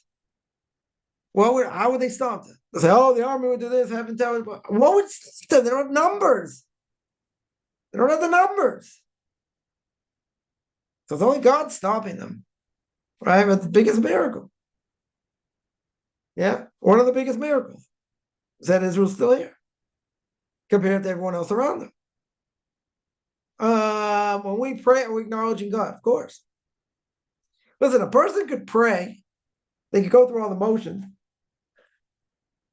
You have the prayer book in front of them, and they're swaying back and forth and this and that, but they're not really praying because their mind's somewhere else. When you pray, right, and you make a blessing, isn't that acknowledging God? Of course it's acknowledging God. Yeah, 100%. It's like sharing our love with Him, and when we pray, we are interacting with Father. Yeah, we look at Him as a Father, right? But you have to realize, a number of the prayers also speak about if we don't do what we're supposed to do, it's payback. God can be a loving, merciful Father, no question. Can also punish, right? But when a person prays in general, 100% you're acknowledging God. Some people think because prayer is something so weak that we need to strengthen it. Some people think like when they pray, they're praying to a wall. We got to look at God as right in front of us. Like we're speaking to a king. You don't see him, you don't necessarily feel his presence. Okay, something we have to work on. Right? Even a person's in the synagogue, even this tremendous fervor, you still got to feel it. So 100%, you got to feel it. It takes time. It takes effort. But anytime we pray, anytime we mention God's name, we're acknowledging Him. Right? Any blessing, keep in mind, the blessing has to mention God's name, and that He's King of the world. Right? Every blessing is always the same. Baruch atah Hashem Elokeinu melech olam. God, the source of all blessing, right, is King of the world. If I mention God's name, but I don't mention He's King of the world, or if I mention King of the world, He's King of the world, but I don't mention His name, it's not a blessing. It's not even a blessing in vain. It's not a blessing at all. Got to mention both. And then whatever you say, it's fruit of the tree, fruit of the vine, whatever the blessing is, right? The beginning of the blessing is always going to be the same. But when you say that, you can make the blessing not think of God either. I'm always fond of saying, definitely not popular to say, but you get people, religious from birth, they can mention God's name 1,000 times and not really fulfilling the blessing requirement. Even if you got time, we come on, mitzvahs ain't tzrichas kavana, mitzvahs don't need intention, true. So you get credit for that, you get a C-, but let's say you get credit for it. But there are people that can say, yeah, I pray and I do this, I do that, but they don't have any connection. Prayer is something that's hard, to have that connection. But they know I learned. I learn all day. Very good. But you pray 3 times a day. So what do you do when you pray? Part of your learning? I mean, God forbid. I remember went to a certain place. It was on Rosh Hashanah. And there are a lot of liturgical poems that are said on Rosh Hashanah. Obviously, if they're sang and there are tunes and different things, easier to get into a little bit, even though it's all about doom and gloom and who's gonna die by fire, by water, this and that. It's all some people they just like sat down to learn. They want to say these liturgical poems or whatever. It's like part of the regular morning, how they learn. I'm like, the gates are open for life and death. It's life and death. When you're supposed to be praying, you shouldn't be learning. Learning has its place, not in the time of prayer. Should not be done in the time of prayer. There are people, that, say by the Shemona Esrei, silent meditation, whatever you want to call it. There are 19 blessings. Yeah. Some people, after they finish, they'll pick up a book, learn something, whatever. When the prayers are being repeated, they're still learning. They answer what they have to answer, but they're learning. Why? Big problem. It's a big problem. Person should be, you need 10 people there to hear the blessing and say Amen. Right? You need 10 people paying attention to what's being said. So you're going to say, okay, there are 10 people. So what? We're just not in tune with prayer. Just to put it blunt. So some people, that's what they do. Instead of being distracted by other things or whatever, they say, oh, I'm going to be distracted. So I'm going to learn something in between. I'll listen. I'll have my ear open. I'll listen. Very good. I'll answer when I'm supposed to answer. That's half it. That's like half listening. When it comes to answering prayers, you answer. Even though it's easy for the mind to get distracted. Okay.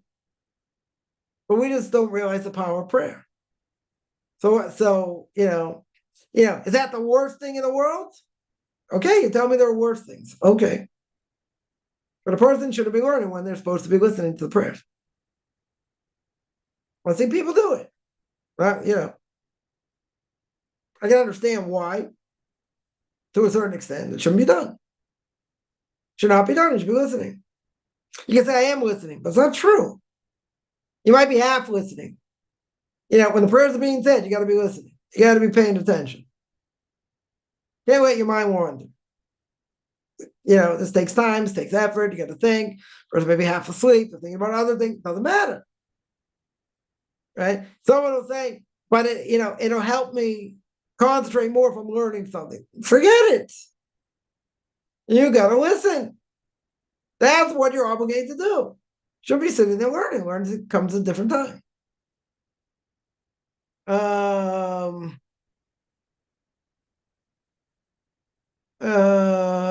Is it like sharing a love with him? Yeah. When we pray like we pray to a father, yes, I answer that. Somebody asks, somebody asks, if I've heard the new book coming out, it's called The Final Redemption. Right, Rabbi Daniel Stoch. No. It says it will reveal numerous never before secrets, including who Mashiach ben Yosef is. I don't know. His guess is as good as anyone else's. Is it true? Who knows? I would tell you, people who know are in the know, they ain't talking. So, this person can say, well, this is what I think that the Messiah of Yosef is. Yeah, it could be. Maybe he's right, maybe he's not right. Yeah. No one's making claims. Nobody knows. Say maybe he's got good evidence. All right. There are people saying that, the good of Esav, or is Trump. Right? That could be. Yeah, very well could be. The good of Esav doesn't say it's Mashiach ben Yosef. He says the good of Esav. There's a difference. Right? But again, people make claims. People definitely make claims. I don't know if they're true. Same person will say that Gog is, was Obama. I don't know if that's true. there's a lot of unknowns. A lot of unknowns. Could the person be right? Could be right. Yeah. Would I say he's right? No. We don't know. Nobody knows. Nobody knows. Someone asks,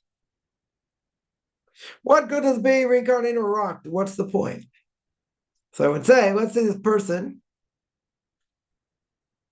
bullied people. Let's say during his life he bullied people. Right? Let's say he bullied people. Okay. So what does God decide? God decides, you know what? I'm going to give you a chance to get fixed up. So what does God do?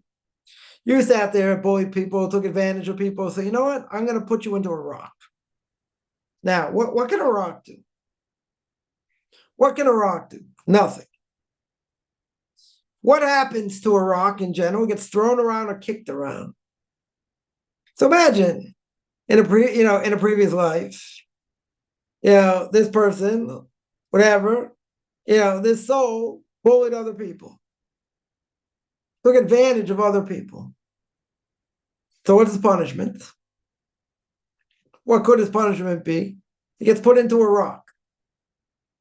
Did the rock do anything? No. Does the rock have any power? No. Now, if someone picked up the rock and injured someone, okay. The rock itself has no power. So if this person, I'm just, thinking out loud here, if this person bullied other people and had power over other people, God can say, I'm going to put you in a position for however long, so I think you get the message that you're going to be in this rock and have no power over anyone. Not only that, people are going to throw you around, kick you around, you can't do anything. That's a good thing. That'll get the person to get the lesson, right? Or, let's say, now I heard a story of somebody reincarnated into a wall of a synagogue. Why a wall of a synagogue? This person never came to synagogue, never heard prayers. So what's part of the punishment? To be part of the wall, to hear prayers, all day long. All day long, morning, afternoon, for however long. You gotta say, what's the point of that? Because it didn't do what it's supposed to do. So therefore, God's gonna say, okay, I'm gonna put you in a position. Now you're gonna hear all the prayers you didn't have. For how long? It's gonna be forever. For a certain amount of time till God feels he got the message. That rock, that soul gets the message as part of the wall. So that's why I would say that was the point. Someone asked, when was the precise moment Yisro came for his conversion? Was the moment he was offered the Ola and peace offering? Or was the moment when he approached Moses? And he said, I heard what Hashem did, and then drew close. There's a whole question when he came. The whole difference of opinion. Did he come before the giving of the Torah or after giving the Torah? It's only, first of all, it's only after giving the Torah, that's for sure. Right? That's for sure. Or was it the moment when he approached Moses, he said, I heard what Hashem did, and then he drew close. The event occurred after, it had to be after Mount Sinai. Couldn't be before. No, if it's before, let's say better. If it was before, right, there's difference of opinion here. If it was before, then he had the status of the Jewish people. Right? They're all converts at Mount Sinai. So it could have been, so if you want to tell me he came before, very good. So then he joined the Jewish people and he accepted Torah, and it was a convert just like all the Jewish people. If he came afterwards, yeah, and it could be, yeah. He drew close after what he heard. Right after he heard the war of Amalek and he heard the split into the sea. Because you're gonna tell me they didn't convert right before Mount Sinai, because before Mount Sinai wouldn't mean he converted alongside. Why wouldn't, if he came before Mount Sinai, then who says he didn't convert with the Jews? Maybe he did. Right? Maybe he did convert with everyone else. Right? He could have. Right? It's hard to say that though, because it seems he came after.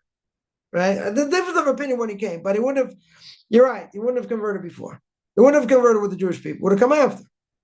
Right? Would have come after that. Right? In addition, after he converted, he even advised Moses to appoint judges, right? Right? Because he saw that, Moses being burdened by everyone asking questions. Right? So that's when he appointed judges. Very good. So can it be that the Sanhedrin was Yisro's idea? Judges were his idea. Yeah. Judges were his idea. Well, the Sanhedrin, it's later, right? But the institute of judges judging, besides the ultimate judge who was Moses, yeah, that was his idea.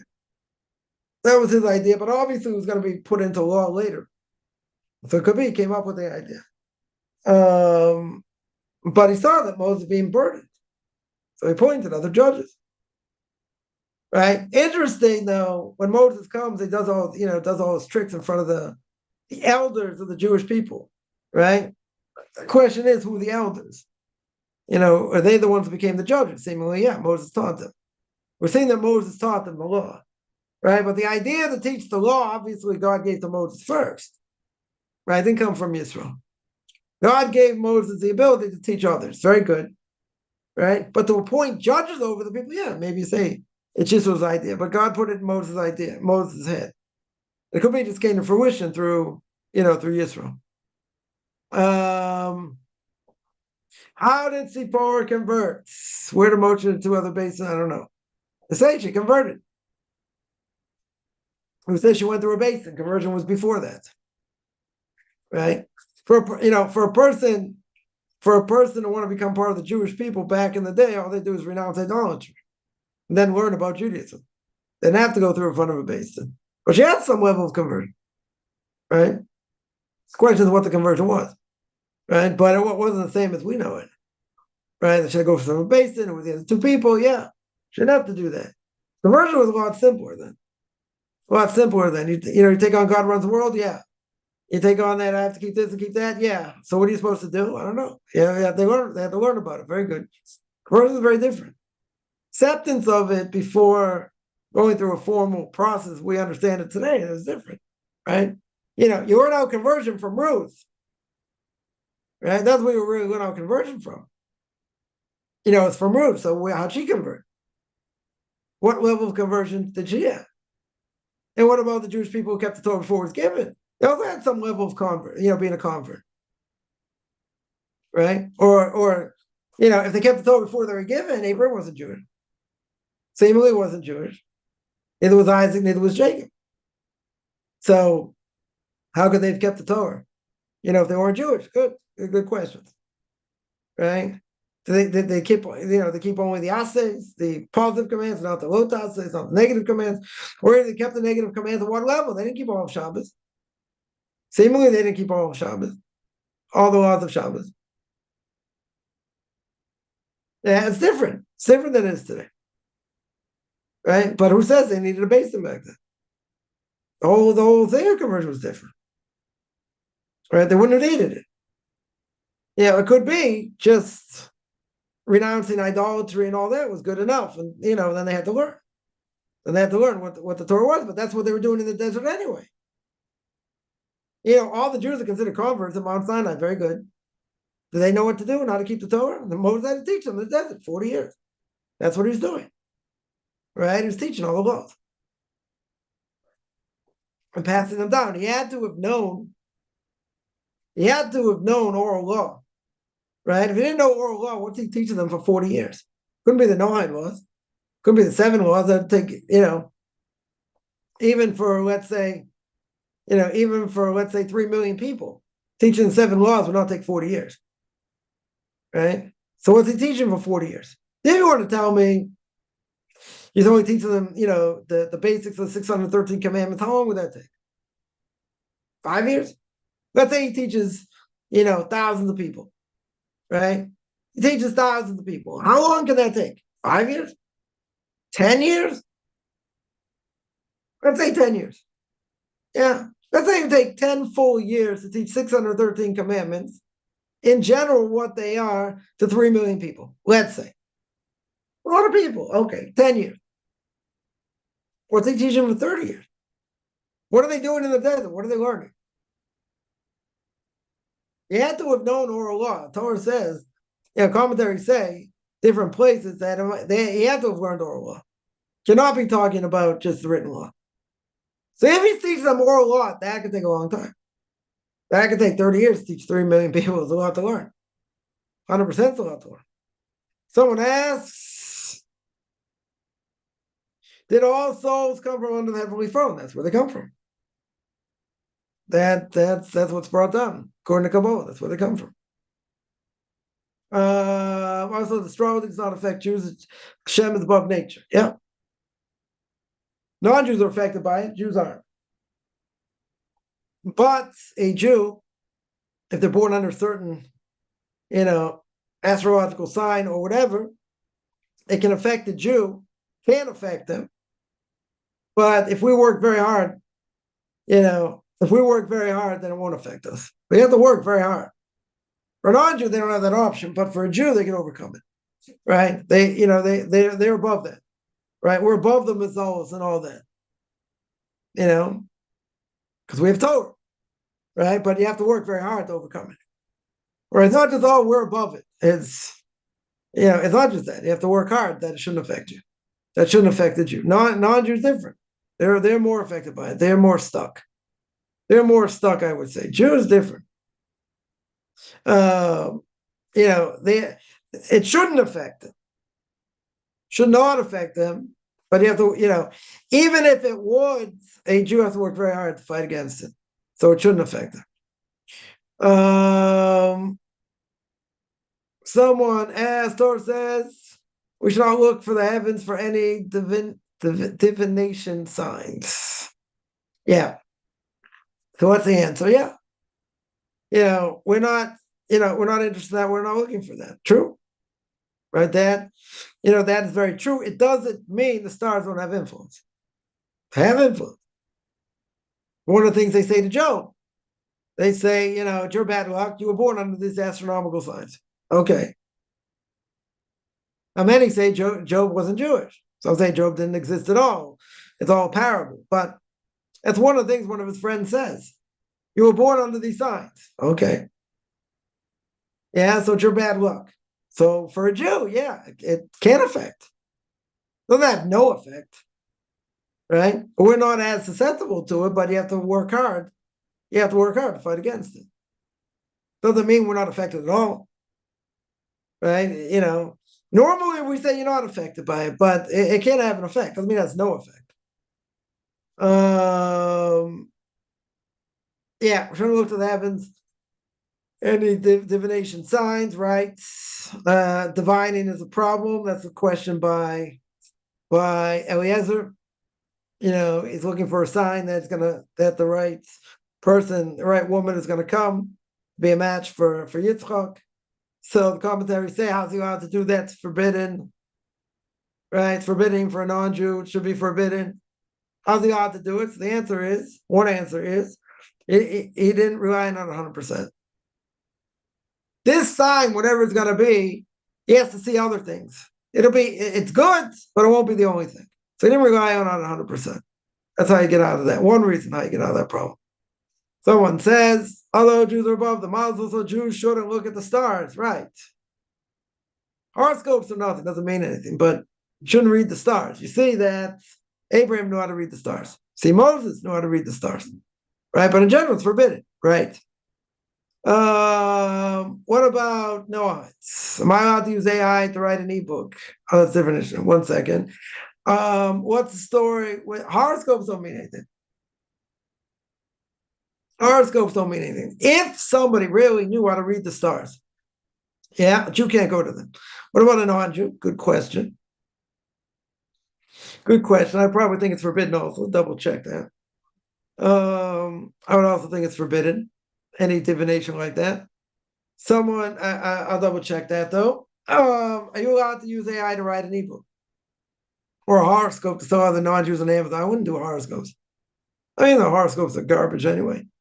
Just the opposite. If someone someone would buy it and they're into it, yeah, why not? Suckers born every day, right? Horoscopes mean nothing anyway. Could you write an ebook with AI? Why not? Sure, a lot of people doing it. Writing things with AI. Why? Torah is a problem, right? Because AI is not human, so AI doesn't know how to differentiate. That's the problem. Some people will, ask AI this question, and they're taking the human factor out. So it's one of the reasons they can't use AI for Torah. Could you use it, doing horoscopes? I mean, yeah, you could. Again, I don't think it's forbidden. Not sure if it's forbidden or not for astronomy for non-Jews. Horoscopes, again, horoscopes don't really mean anything. Um, um, yeah. Now, again, for a Jew, if a person would say, well, to my horoscope, and the horoscope says don't go out today, it's going to be bad luck, that's forbidden. That 100% for a Jew is forbidden. What about for a non-Jew? Good question. I would think it's also forbidden, but I have to double check that. When do we do our personal prayers after what's in the prayer book? Then I just get on my knees when I'm alone. Is that okay? I mean, no, shouldn't be praying on your knees. Definitely shouldn't be praying on your knees. When should you ask for personal prayers? You can ask personal prayers anytime. The best time is when you say Shemona Esrei, when every prayer can have intention for certain things, for health, for livelihood, whatever. But usually in the prayer we call Shema Kolenu, that God hears all our prayers. You inject any prayer, any prayer that you need, whatever, for health, for livelihood, or whatever. But you should pray standing up or sitting, but certainly not bowing, certainly not on your knees. The only time we're ever on our knees is on Yom Kippur. Right, that's 5 times during the service. We're on our knees bowing down. See that the Muslims say you only do it 1 time a year. You do it 5 times during the service. Very good. So they say we're going to do it 5, every day. They're going to be on their knees 5 days, 5 times every day. Okay, they want to show they're more holy than us. Good. A Jew should not be on their knees. Definitely should not be on their knees when they pray. Someone asks, why was learning made hard for us? I've heard previous generations were able to memorize. Why is it so hard? First of all, we're a weaker generation. We're further away from Mount Sinai. So, people barely know how to learn anyway. Compared to previous generations, they were more in tune. But Torah is, the Gemara says, one of 3 things that are hard to acquire. Torah, Israel, and Olam Haba. Torah is supposed to be hard to acquire. Right? Previous generations, they were much closer to the source. So that's why, that's why it's easier in that sense. Right? But you see, even in previous generations, a lot of disputes. But you have to understand, you're talking about, people had vast knowledge, huge amounts of knowledge. So, in previous generations, they suffered under tremendous conditions in order to acquire Torah. Unbelievable, serious damage. God gave it to them as a gift. They had to work hard, though. Previous generations, you don't think they have to work hard. They gave it everything to us on a platter. Everything on a platter. We just have to, go through it. But they worked very hard. You look at, all commentaries. The Gemara and Chumash, you see the level of knowledge they had. Rashi's comment on something, you have to understand. He knew the entire, Babylonian Talmud, Jerusalem Talmud, all the Midrashim. He knew everything. The Ramban, the Rambam. You don't think they worked hard? They worked very hard. They made life for us very easy. They wrote everything down. Right? We still have to learn it. But Torah is something that's hard to acquire. Right? So that's the bottom line. Every generation is hard to acquire. Yeah? In this generation, it's amazing anyone can learn it all. Big miracle. Doesn't matter if art scrolls around, they translated things, this and that. So what? We're a much, much weaker generation. That's why it's hard to learn. Right? But, previous generations, they had different problems, different issues, but they're 10 times greater than we'll ever be in 10 lifetimes. Right? But you see, if anyone's really learned, they see what they went through. They see the toil that they put into it. Ask all kinds of questions, ask from here, ask from there, ask from other places. I saw something the other day, whatever, end of last week. I was looking at something, and one of the commentaries, I think it was one of the later commentaries, asked the question and asked the question from this place, from another place, from a third place, put certain things together, I wasn't even really thinking about when I was learning it. He asked this question. Okay, interesting question. Yeah, then I saw what he put together. I mean, scholarship is second to none. Don't need me to agree. I mean, scholarship is just unbelievable. Today, okay, you have bona fide, Torah scholars.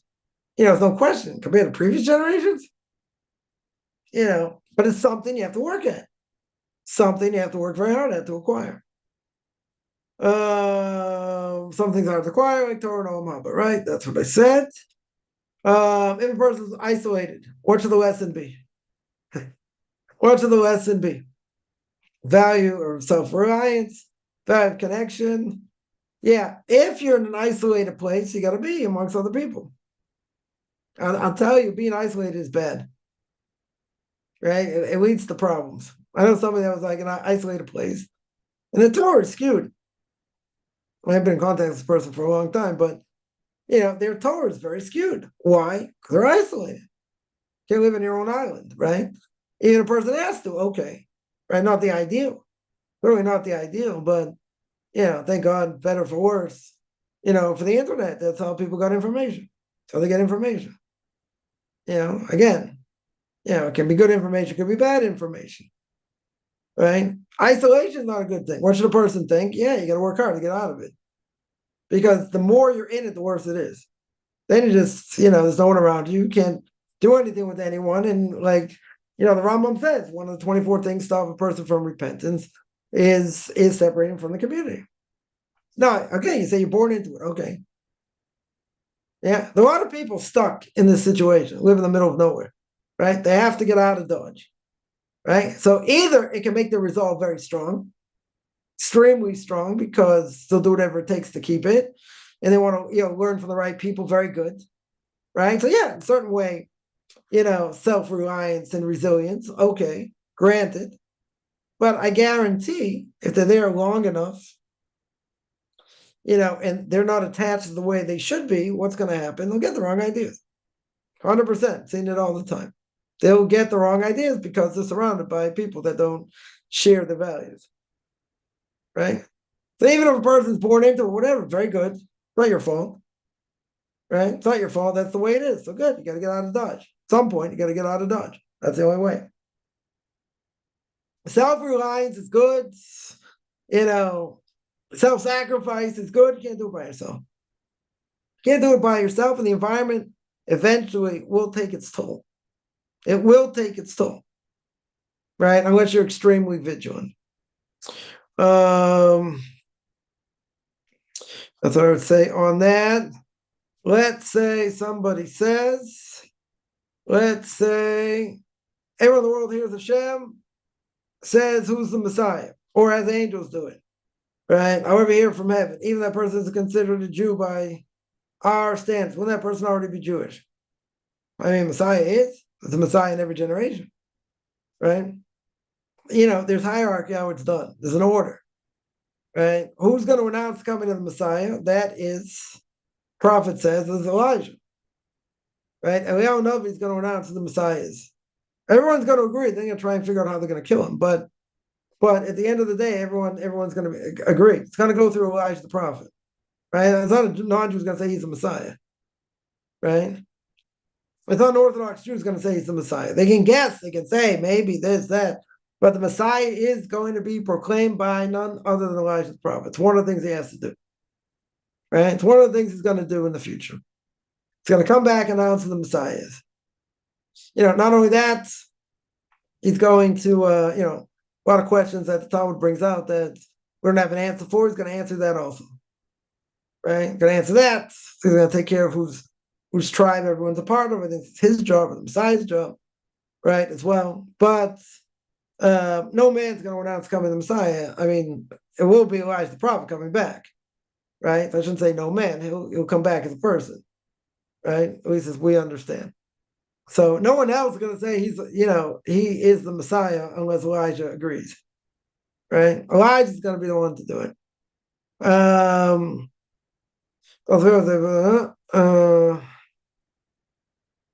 Someone here mentions, that Hashem's aspect of kindness 400 times stronger than aspect of judgment, right? right? That is true. So a person must be a real bully to deserve getting kicked by a rock. Listen, nobody, depends what a person does, right? No one wants any severe punishment, and all that. A person does certain things, yeah, it's going to be serious payback. 100% it's going to be serious payback. However, God's going to do it measure for measure. That's the whole point. Even if we don't necessarily understand it, he's going to do it for measure. Right? And that, it's the bully in the rock, I think it's a good measure for measure. Stars a good purpose of direction. Okay, that's a different issue. But stars set up in a certain way on a daily basis can have an effect. Right? The stars have an effect on what goes on in the world. God allows the stars to have an effect. It's just for the Jews, it won't affect them as much. Non-Jews kind of stuck, but for Jews, not that way. So you're right, stars have to do it on purpose. Right? No one's saying not that way. I'm just saying if it's under a certain constellation or whatever, person's born under that, there are certain repercussions for it.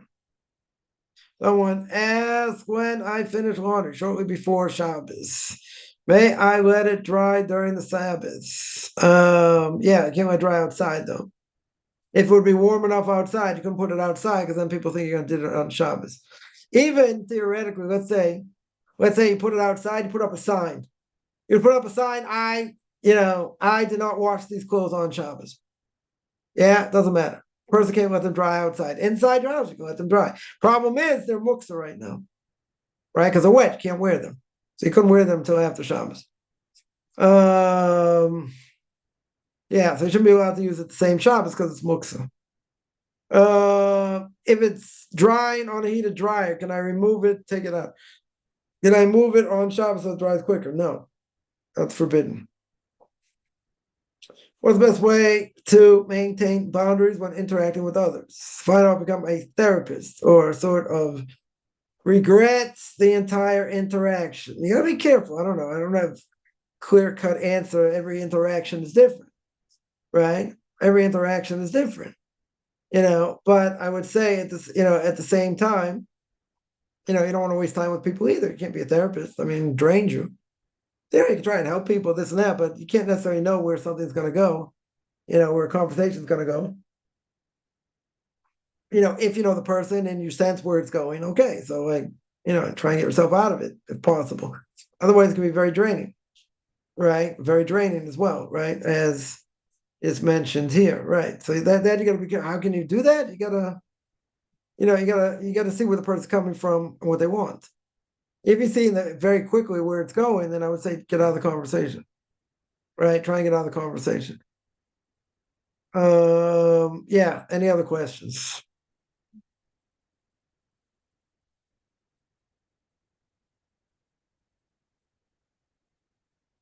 All right, I'm gonna stop here. I do this every Saturday, 2 o'clock Eastern time, 9 o'clock Israel time. Anyone has any questions, find me on Facebook at Chaim Kaufman, Beyond Orthodox Conversion Judaism, orthodoxconversion.com, Beyond Orthodox Conversion of Judaism on YouTube. There I got videos on Q&As, Ethics for Our Fathers, Book of Leviticus. You want to send me an email, RabbiChaimKaufman@gmail.com, RBBIChaimCoffman @gmail.com. Wish everyone a good beginning of the day, end of the day.